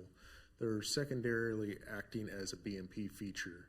And so we know that this area will not likely percolate. You saw the picture, and that's been a concern of staff that we communicated with the applicant, and they have worked on, in their stormwater study they provided, they recognized that and adjusted their water quality approach, and in order to still treat the water, knowing that there's a site challenge. So to answer your question, underground chambers, and it's acting as detention as well as a BMP or water quality feature. I was out at the site looking at it, and the gentleman that described what it looks like was correct. I mean, it is a wetlands. It is. Will the detention that is designed for the site eliminate that problem? I don't know that it would. I would probably, I think I'd ask the applicant if they have some plan, if their landscape plan might address that, but the detention itself is underground and it wouldn't necessarily drain that area better. All the water coming off the pavement, the impervious areas, is being directed into these chambers to hold it in order to meet the design storm. And so it's not really intended to dry out the ground above it. So there'll still be surface runoff? There'll still be surface runoff from the grasses, yeah. Okay, thank you. Any other comments? Commissioner Hoyt? Well, first of all, thanks to everybody for being here, and both the applicant comments and the public comments have been very helpful. It seems to me like fundamentally what this boils down to is who bears the consequences of a difficult to develop piece of land. It's complicated by the fact that it is currently zoned for something which my assessment is would probably be less attractive to the people who are currently living in the area. I'm comparing this to cases that we've had recently where there was a lot of resident concern about zoning, which would go into more commercial development as opposed to, semi-dense construction, I guess we might say. I mean, it's not an apartment complex, which we've gone through that issue too on this committee. But, we're also told that it's undevelopable as a commercial site. So in a sense, that's off the table. So now we're into figuring out a new use for it. And it's a hard dilemma, frankly. I mean, there are valid arguments, compelling arguments on both sides. And, whose rights, in a sense, are we going to favor? And is this the best possible rezoning? And that really is something that we don't have in front of us. We're just considering one type of rezoning. And I think that makes the decision more difficult for me. Thank you, Commissioner Hoyt. And then Commissioner Franze. I just had a couple of questions that hopefully staff would be able to help with. The density calculation that we have in our packet here that comes out to about 10,000 square feet per dwelling unit. How does the open space factor into that? Is that based on gross or net, and how does open space factor into that? It's based on net, and the open space is included in that. Sorry. Okay. So if they were to do, because there's been a lot of questions about the density here, and a lot of it's been related to the fact that they're quadplexes. Obviously, the site's challenging. If they didn't have the easement area for the power lines, you could probably fit the same number of dwelling units, but in duplexes instead. Would you say that's fair? I honestly don't know until I see a plan. Okay. It at least looks like there's space for that, so I don't know that it's really a fourplex versus duplex question. It seems like it's really more of a number of residents being added. I hesitate to say yes or no without looking at a plan and looking at how the site is laid out, how the road would look, what setbacks look like. So I really don't want to comment on it because I don't have a plan to look at. Okay. One other question that I had was, it's been said a few times that the intention was always to have access to this property on this road. And the question I have is, in the 1992 agreement, there's what section is this? 9B of that agreement. It says that the city agrees that they're going to give curb cuts onto Mission and 151st from this site. Is that what they're talking about, this site? That's correct. And since 1992, when this agreement was done, standards have changed. Yeah, and that's what I was going to point out, is it does say it's subject to the existing street standards at the time. So Correct. It seems like maybe at some point it was contemplated, but that's just not possible at this point in time. Correct. And Mr. Scoville could talk more about this since it's more of a public works matter. But over time, Leawood has updated and amended those policies. We don't want curb cuts so close to a major intersection. Slope and topography come into effect at that point. So maybe what was okay when this was done 32 years ago may not be exactly what would meet our standards today. Okay, thank you. Any other comments? Commissioner Block. I have a couple more questions, and maybe this is for the applicant. There was some reference to this wall. I think the reference was cinder block. Could you maybe help me understand what that wall is or isn't going to be? There's a retaining wall, I believe.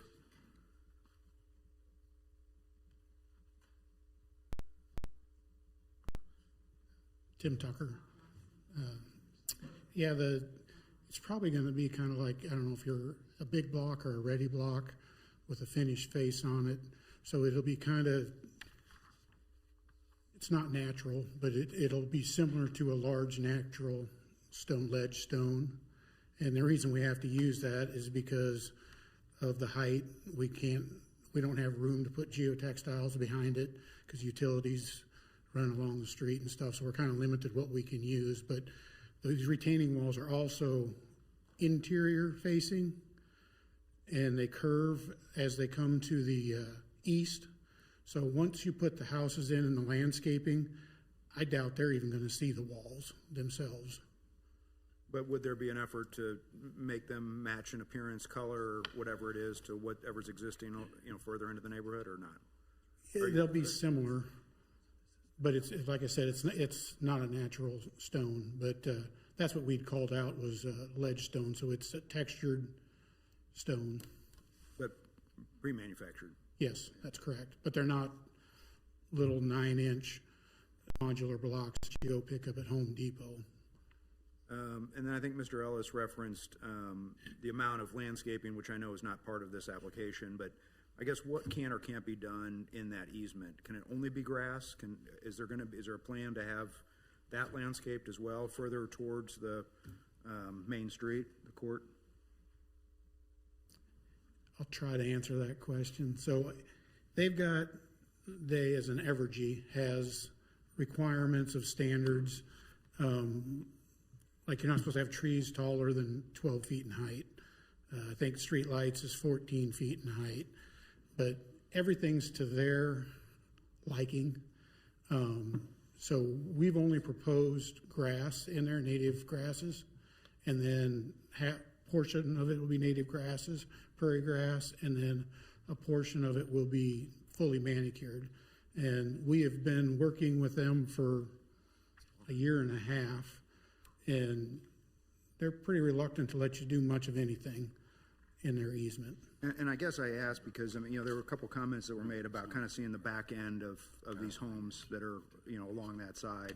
I guess, will I see the back end of the home, or will I see some type of land? Will it only be within the lot itself of that homeowner, or will it be beyond that in more of this common area? It will be in more of the lot area. It'll be outside of the 170-foot easement. That basically everything that doesn't have trees out there today is that easement. And then has anything been, there have been a couple questions, comments about the HOA and shared costs, beyond the street itself, the monument, the planting of the flowers seasonally and other stuff. Is there discussion or a thought that those would be two separate entities basically, or will they be combined? The only discussion was at the neighborhood meeting. It was brought up and noted, but there hasn't been any other discussion that I'm aware of. I guess what's Mr. Ellis's intent, I guess? Does he plan to have them as its own entity, these 18 homes? It will be his own entity, yes. Okay, all right. Yes. I think that's all I had. Oh, and then I just have one for staff. Thank you very much. Michelle, the term spot zoning has been utilized a couple times. Could you help me? I don't know that that's in our code. I don't know if you can help us or help me understand what that means.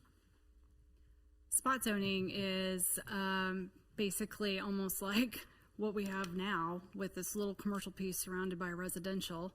I would consider that to be spot zoning. It's when and Julie, maybe you can be a little bit, help me with the exact terminology, but it's when you go into zone specific pieces of property just to house one development. And you can get maybe commercial, retail, and kind of get this weird pattern that could develop within an area. In this case, and just to kind of address some of the residents' concerns, is that the RP3 is actually considered medium density residential, and there's medium density residential in the RP2 right across the street. So we're kind of trying to keep the residential together. It's attached housing and as single family attached housing as medium density. It might seem a little different. I mean, I'm trying to think, we just went up and did that, changed that RP2 zoning up in Regents Park last month, where we had mixed use RP3, and then we did the RP2. And we, it's kind of created all the multiple medium density residentials, but to get a variety of housing, we had to kind of do some different types of zoning to be able to provide different types of housing in there. I don't know if that answered your question. I don't know if Julie wants to expand on it a little bit. Yeah, Michelle's right. Spot zoning is a little bit tricky because there's no specific definition for it. It's one of those things, I can't define it, but I know it when I see it, right? So like Michelle said, with this being having a commercial zoning on this piece right now, that's really more spot zoning than what the applicant is trying to achieve with this. And we had a lot of discussions about this just among staff, and how we were going to process this. And so after taking a look at all the factors and everything going along with this, it's generally our feeling that a rezoning to RP3 is more consistent and cohesive with the residential neighbor of the area than the existing commercial zoning. So is it still spot zoning? Maybe, yes. I mean, again, there's no specific definition for it. In our assessment, our thought is that it's less spot zoning, or sort of less intrusive than just this one. You look at the map and it's, yellow, yellow, yellow for residential, and then this bright red dot right at the corner for commercial. And so Our thought in looking at this and reviewing it is that, again, it's more cohesive and consistent with the area than what's currently out there, and so that's how we got to the staff recommendation of approval. That's part of it. So to answer your question, there's really no good definition of what exactly spot zoning is, but technically, yes, the existing zoning is spot zoning. This is probably technically, yeah, you could say it's still spot zoning because it's not part of a larger cohesive plan for the area. But again, the thought is that this is getting a little bit more consistent with the nature of the residential area. And Mr. Chair, can I jump in here? This is Marcy Knight Legal. I will state for the record, this is not spot zoning. And the current situation is unusual that there's commercial surrounded by residential. That is not spot zoning either. That's just an old holdover from, 2000 or the 1990s when that was originally zoned. Yeah, spot zoning is typically when you rezone something for a specific purpose that doesn't really fit in.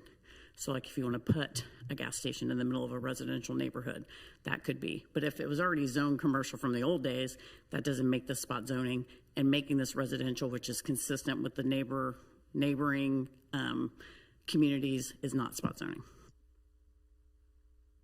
And I guess this case kind of reminds me of the case, I think just north of this, where I think there was a lawsuit, and I don't know if that's still pending. It's kind of close to the power lines in the hills of Leawood, I think it's called, and there was some smaller homes proposed behind some bigger homes. I guess obviously you're recommending approval, so I guess how is this different, the RP1 to kind of skipping the RP2 and going to RP3? I guess I'm just wanting to understand kind of, like I said, I know you recommended it, but just I guess I'm still trying to get my head around the density related to those homes. The homes that are right there. And I think there was a measurement over 600 feet or something or another. You had to have similar type homes.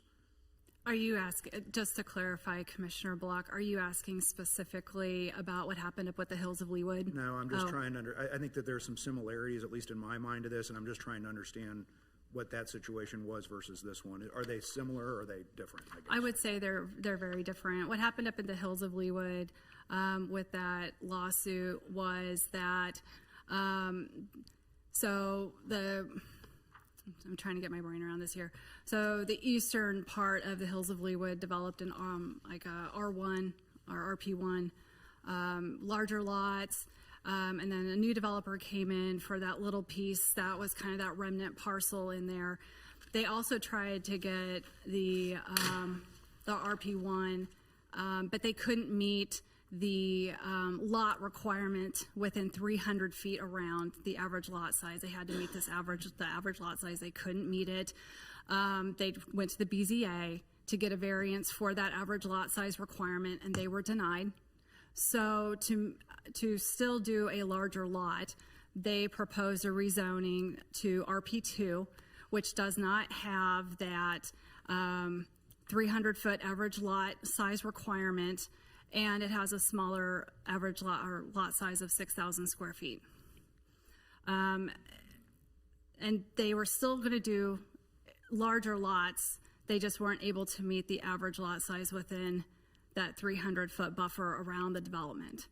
That actually had like a 2-year expiration, and in 2023, staff rezoned that back down to the R1 zoning that was original as per an agreement that the developer made with the city. So that's actually back to the R1. Okay, I appreciate. Yeah, I was just more of the similarities, not necessarily the outcome, but okay. Thank you very much. Yeah, sorry. That's all right. I have, I guess, just some comments. Are we there, or do you? Or? No, we're Can I ask just discussion. one more question, a factual question? Go ahead. Yeah, go ahead. Okay. Commissioner Hoyt. So I'm not sure I still understand whether or not there's still some houses, existing houses, that will look out their front yard and see the back end of these places. There's a few houses on the east side of Iron Horse Court that face onto Iron Horse Court. Their front door faces west, and then there's another house at the initial bend as you come off of Mission Road that looks north across Iron Horse Court. So there are maybe 7 or 8 homes right along Iron Horse Court that will look into the proposed development. At the backside of the proposed? Yes, that's correct. Okay, that would be pretty unusual for us, wouldn't it? All of these.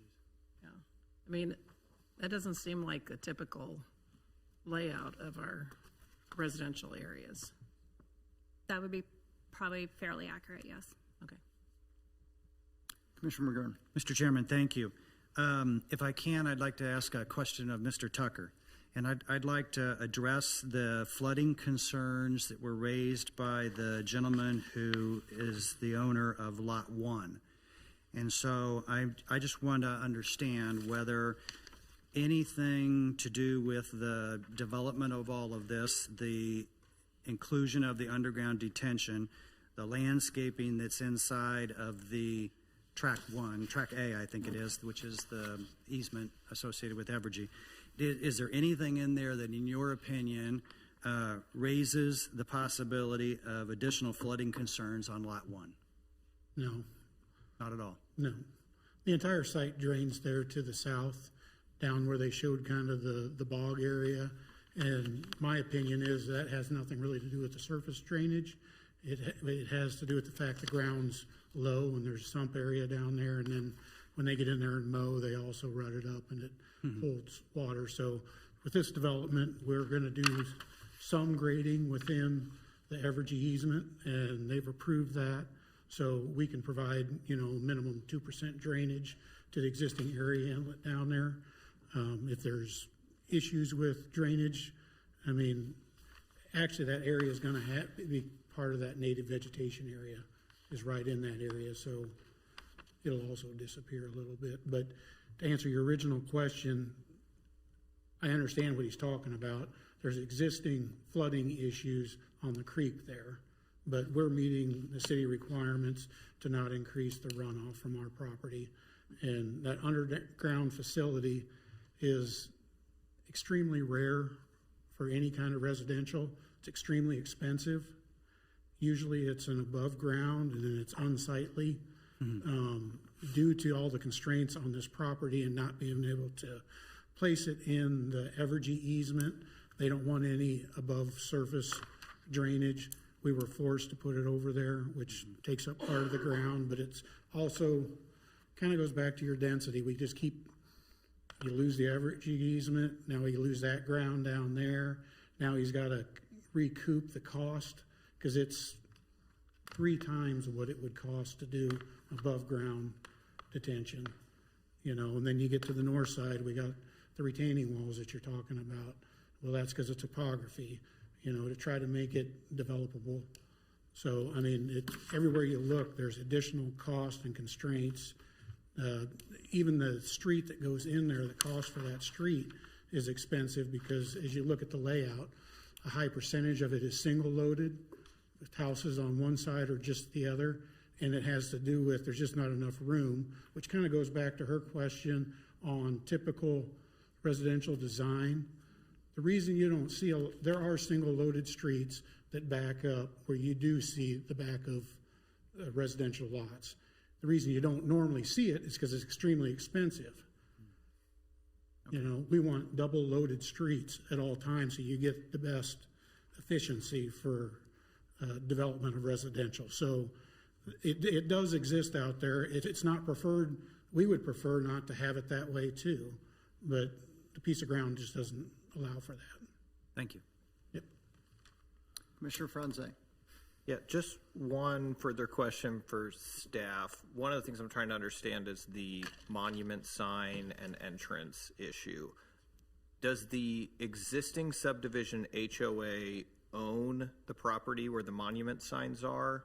Or is it in the public right-of-way and the city just allows the HOA to build there and maintain that? Do you know how that works?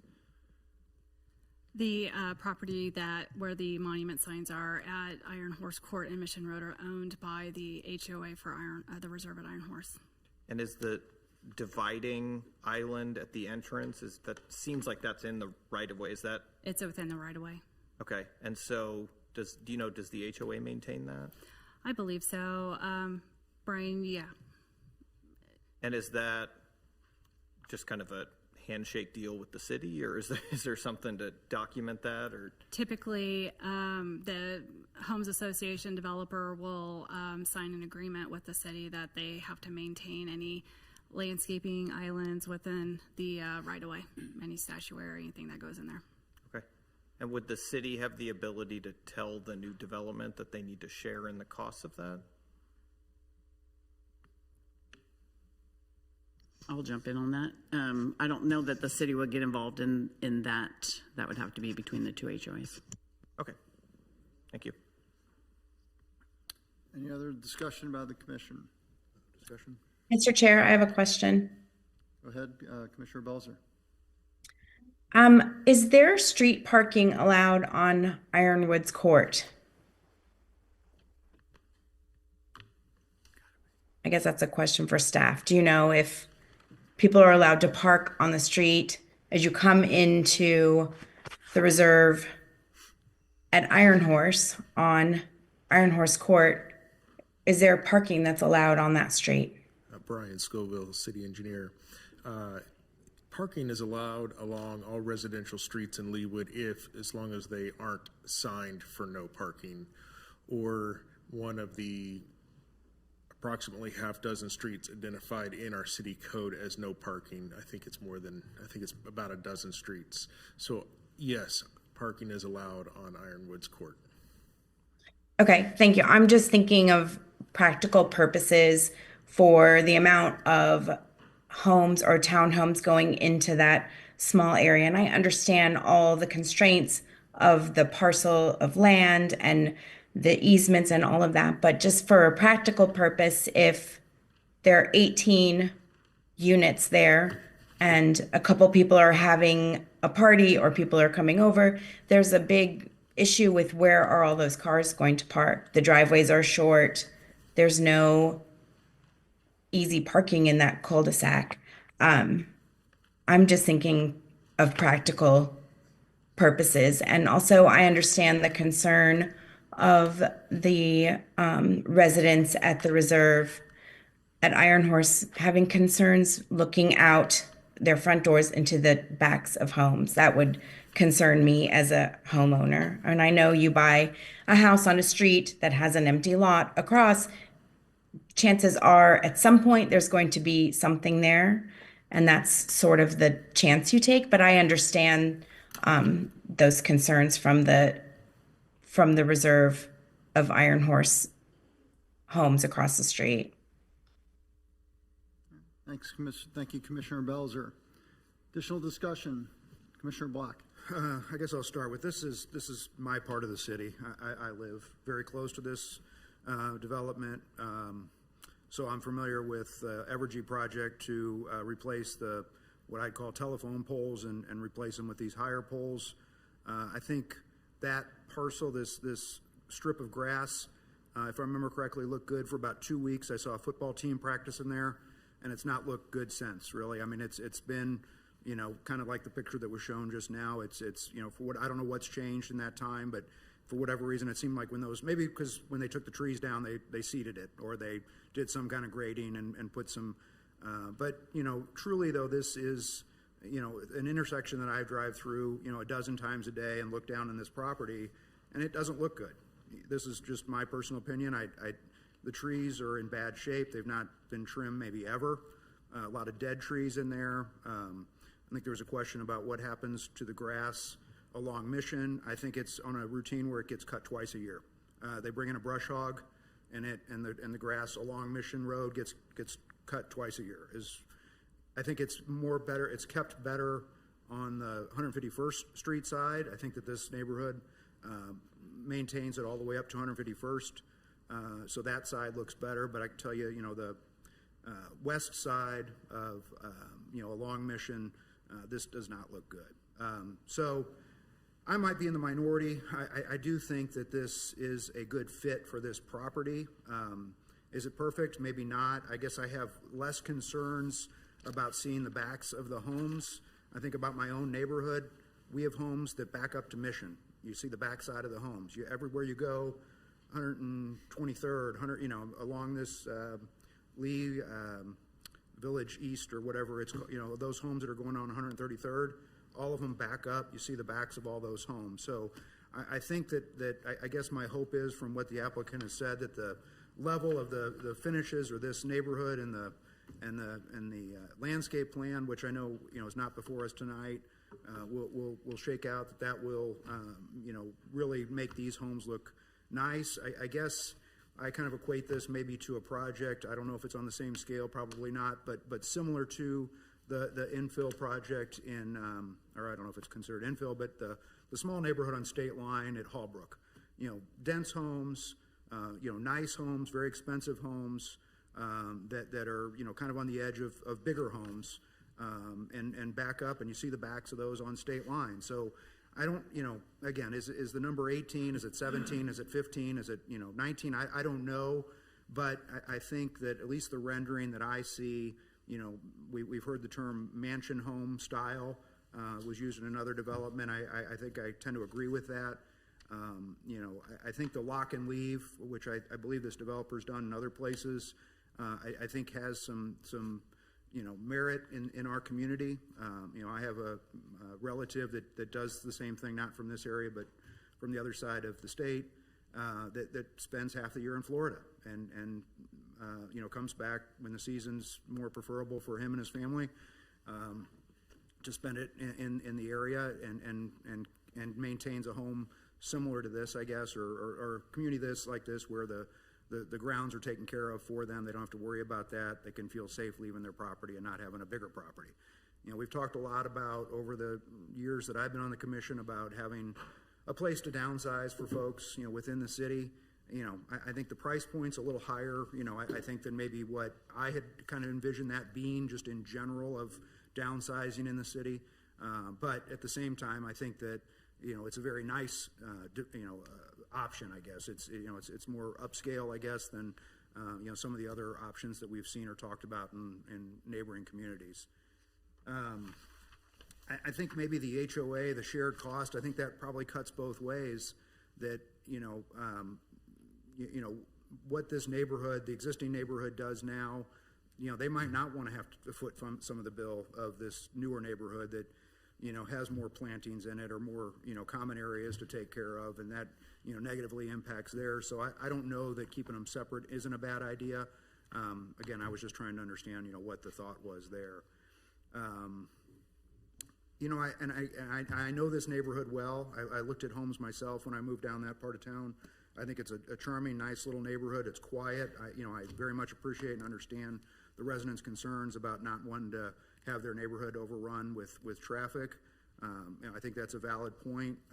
I'm not disagreeing with that, concern, or that this won't increase traffic in the area.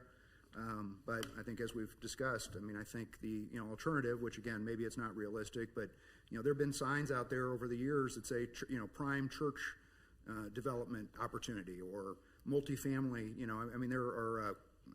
There was something else, strip mall, not a strip, but it was something that was not residential that I just thought, those probably don't fit for all the reasons that we talked about, access and otherwise. So I think, having, a high level or a higher level development in this area is a good fit. And like I said earlier, is it perfect? Probably not, but I think all the comments, I do appreciate all the comments that were made about this being a very difficult site to develop. So I think it's pretty close to probably the best fit in my mind. Thank you, Commissioner Block. Commissioner Fishman. Excuse me. This is a tough one. It's tough because, well, let me say this. From the moment I saw this application, I was concerned about density. Obviously, from my questions, that I am concerned about density. And the reason why this is tough is because, from a technical standpoint, this plan does comply with our ordinance in terms of density.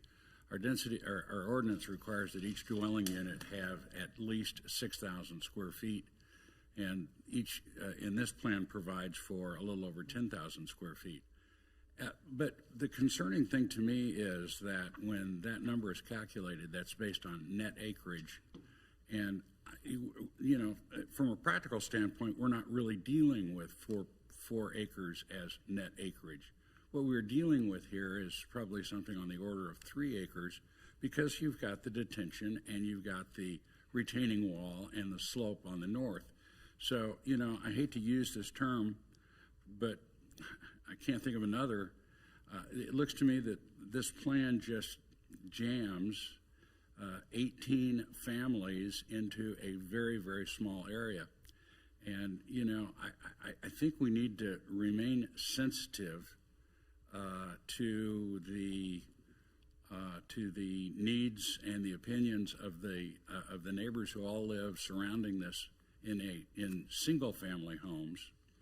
I personally would be so much more comfortable if this were duplexes rather than fourplexes. I just think that there's too much activity in a very, very small area to justify fourplexes on each of these lots. And I must say that it's hard for me to say this because I have the ultimate amount of respect for Mr. Ellis and also Mr. Musil, but in my heart of hearts, I just can't see this being fourplexes. I can't see this being 18 family units in what I think is about 3 acres. It's just too much.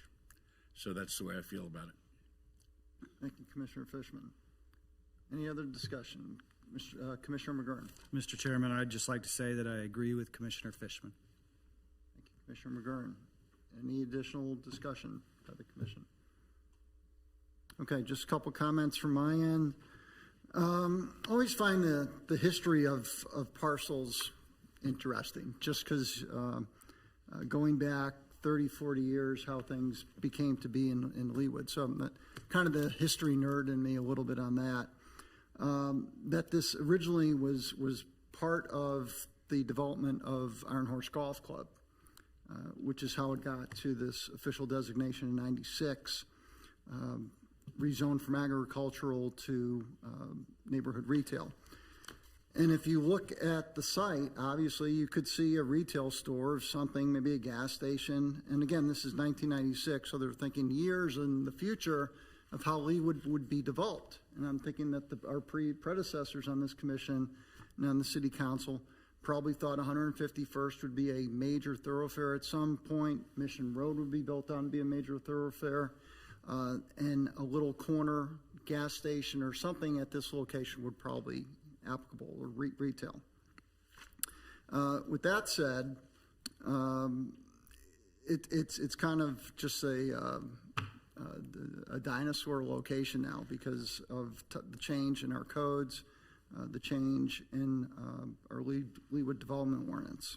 So while it's retail, I agree that changing it from retail to some kind of residential is the right way to go. I think leaving it retail, it's just going to sit there for another 30 years. I love the ownership component of putting some owner housing in that location. And as Commissioner Block talked about earlier, we've all tried as a goal for this commission is to get smaller homes so people can remain in Leawood instead of having big, huge single-family homes. However, with Commissioner Fishman, I agree. I don't think this is the ideal plan for this property.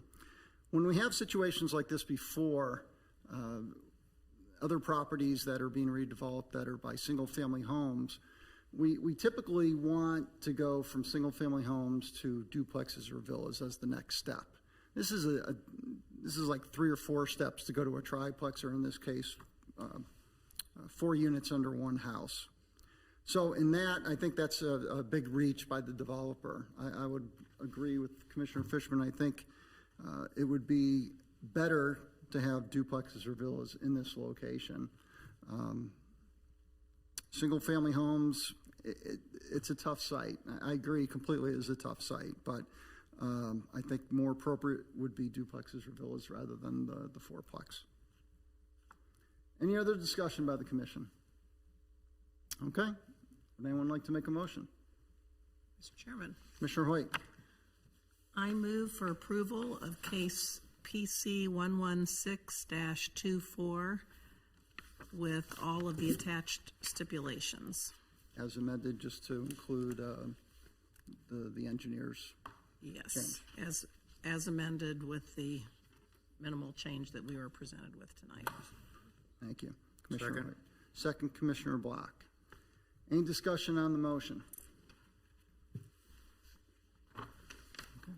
All in favor of approving, sorry, I forgot the case number, 116-24, please signify by saying aye.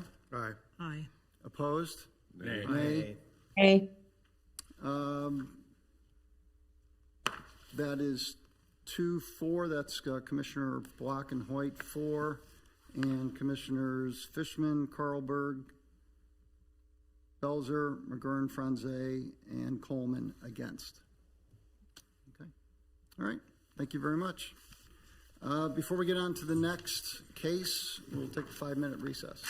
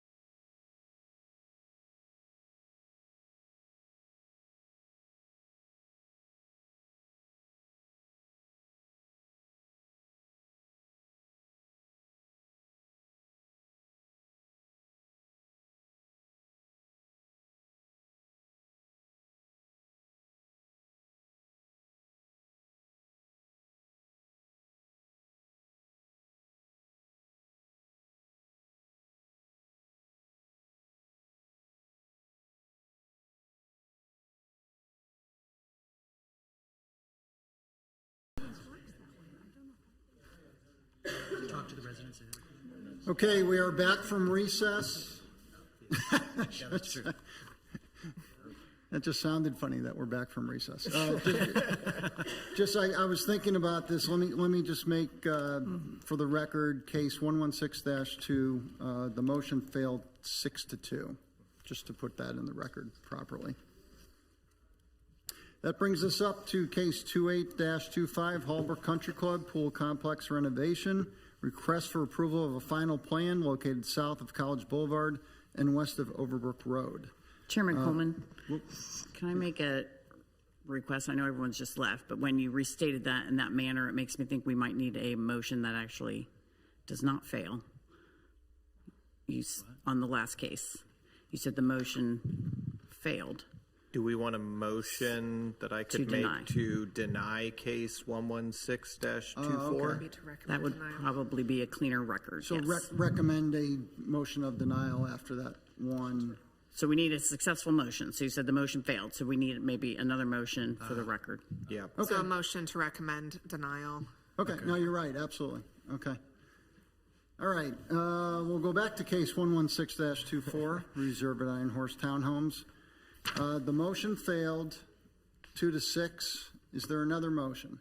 Mr. Chair. Commissioner Franze. I make a motion for recommending denial of case 116-24, Reserve at Iron Horse Townhomes. Second. Second, Commissioner Fishman. Any discussion on the motion? Okay, all in favor of approving denial on case 116-24, please signify by saying aye. Aye. I will. I'm sorry? I'm going to agree with that. Okay. Against? Nay? Nay.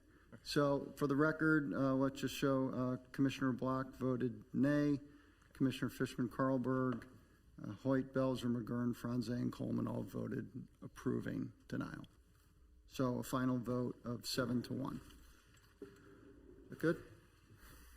Okay. Don't give me that look. You're good? Okay. Thank you.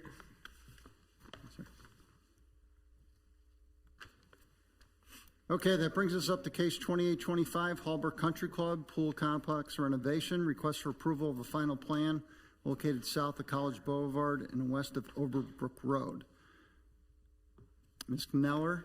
Kneller, Thank you. Thank you, Mr. Chair. Please proceed. Carrie Kneller, Senior Planner. This is case 28-25 Hallbrook Pool Final Development Plan. The applicant is requesting approval of a final plan to renovate the existing Hallbrook Country Club pool located at 11300 Overbrook Road. To include the construction of 2 reoriented pools, an updated concrete pool deck, new shade structures, new covered bar areas, access ramp to the equipment room, and new enclosed multi-use structures. This plan was approved back in November of 2024 as a preliminary plan. But with this plan, the only real difference is a ramp and stairs to access an equipment room on the back side of the building on the west. Was not factored in for the overall increase in impervious surface originally. Let me get close to this microphone. I feel like it's okay. So an increase of approximately 292 square feet of impervious surface is part of this final plan. That is not really a significant change from the preliminary plan according to section 16-3-13D of the municipal code, which would be an increase in impervious surface of greater than 5% or a decrease in open space of up to 5%.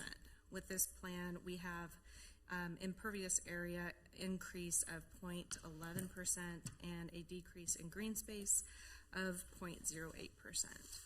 And so, to make this short and sweet, we have a staff recommendation that the Planning Commission approve case 2825 with the 22 stipulations outlined in the staff report.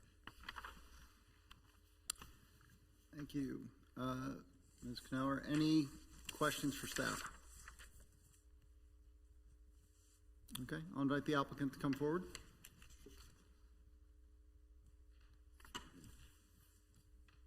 Sir, please state your name and address for the record.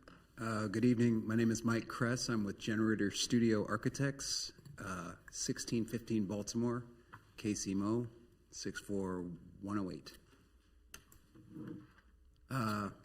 We did our best to stick with the preliminary plan. We had some utility needs that, I use the word utility, but not actual utilities. We had some functional needs to access the pool equipment room, which led to that slight change.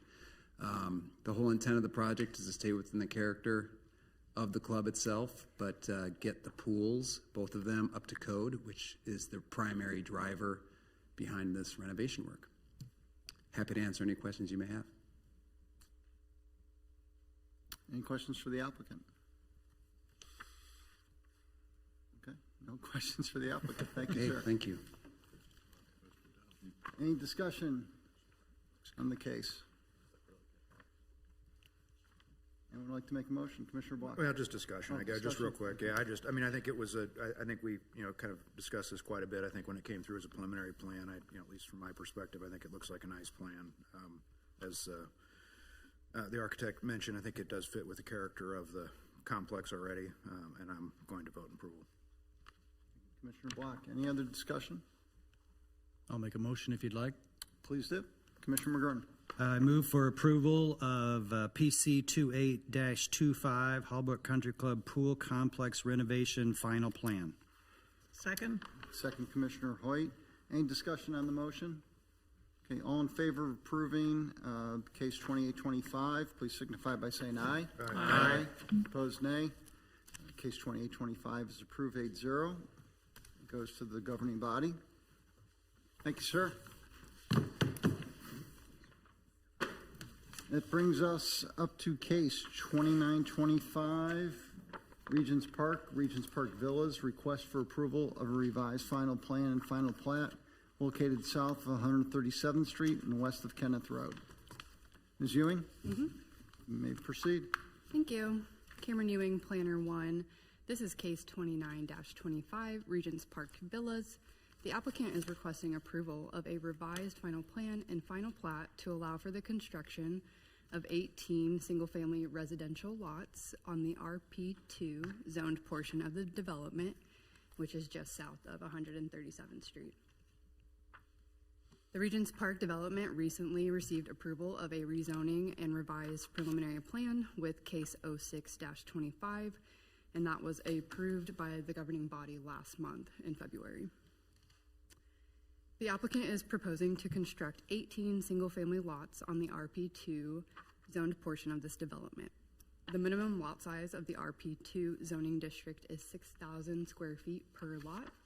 The proposed lots exceed this minimum requirement with an average lot size of approximately 13,500 square feet.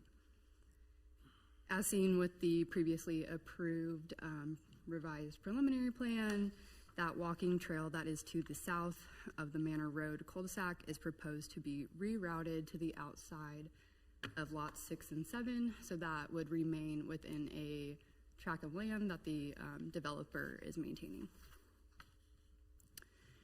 The applicant has provided a final plat for the single-family portion of the development, which is proposed as Regents Park Villas second plat. A list of the included tracts and easements have been listed within the staff report. At this time, there are no impact fees due, as they were paid at the time of recording of the final plat for Regents Park Villas. Deviations to the front yard setback, side yard setback, and lot width were granted with case 06-25, and those have also been reflected in the list of stipulations, so they are carried over. And then with that, staff recommends approval of case 29-25, Regents Park Villas, with the 18 stipulations listed in the staff report, and I can answer questions. Thank you. Any questions for staff? Mr. Chairman? Commissioner McGurn. This is just for the record. But there are some drawings that show the roads as Manor and Belinda, and there's some that show it as Guilford and Springfield. Are the roads remaining Manor and Belinda, or are they changing, or is that just odd? I'll let the applicant answer that question. Fair enough. Thank you. Any other questions for staff? Okay, I'll invite the applicant to come forward.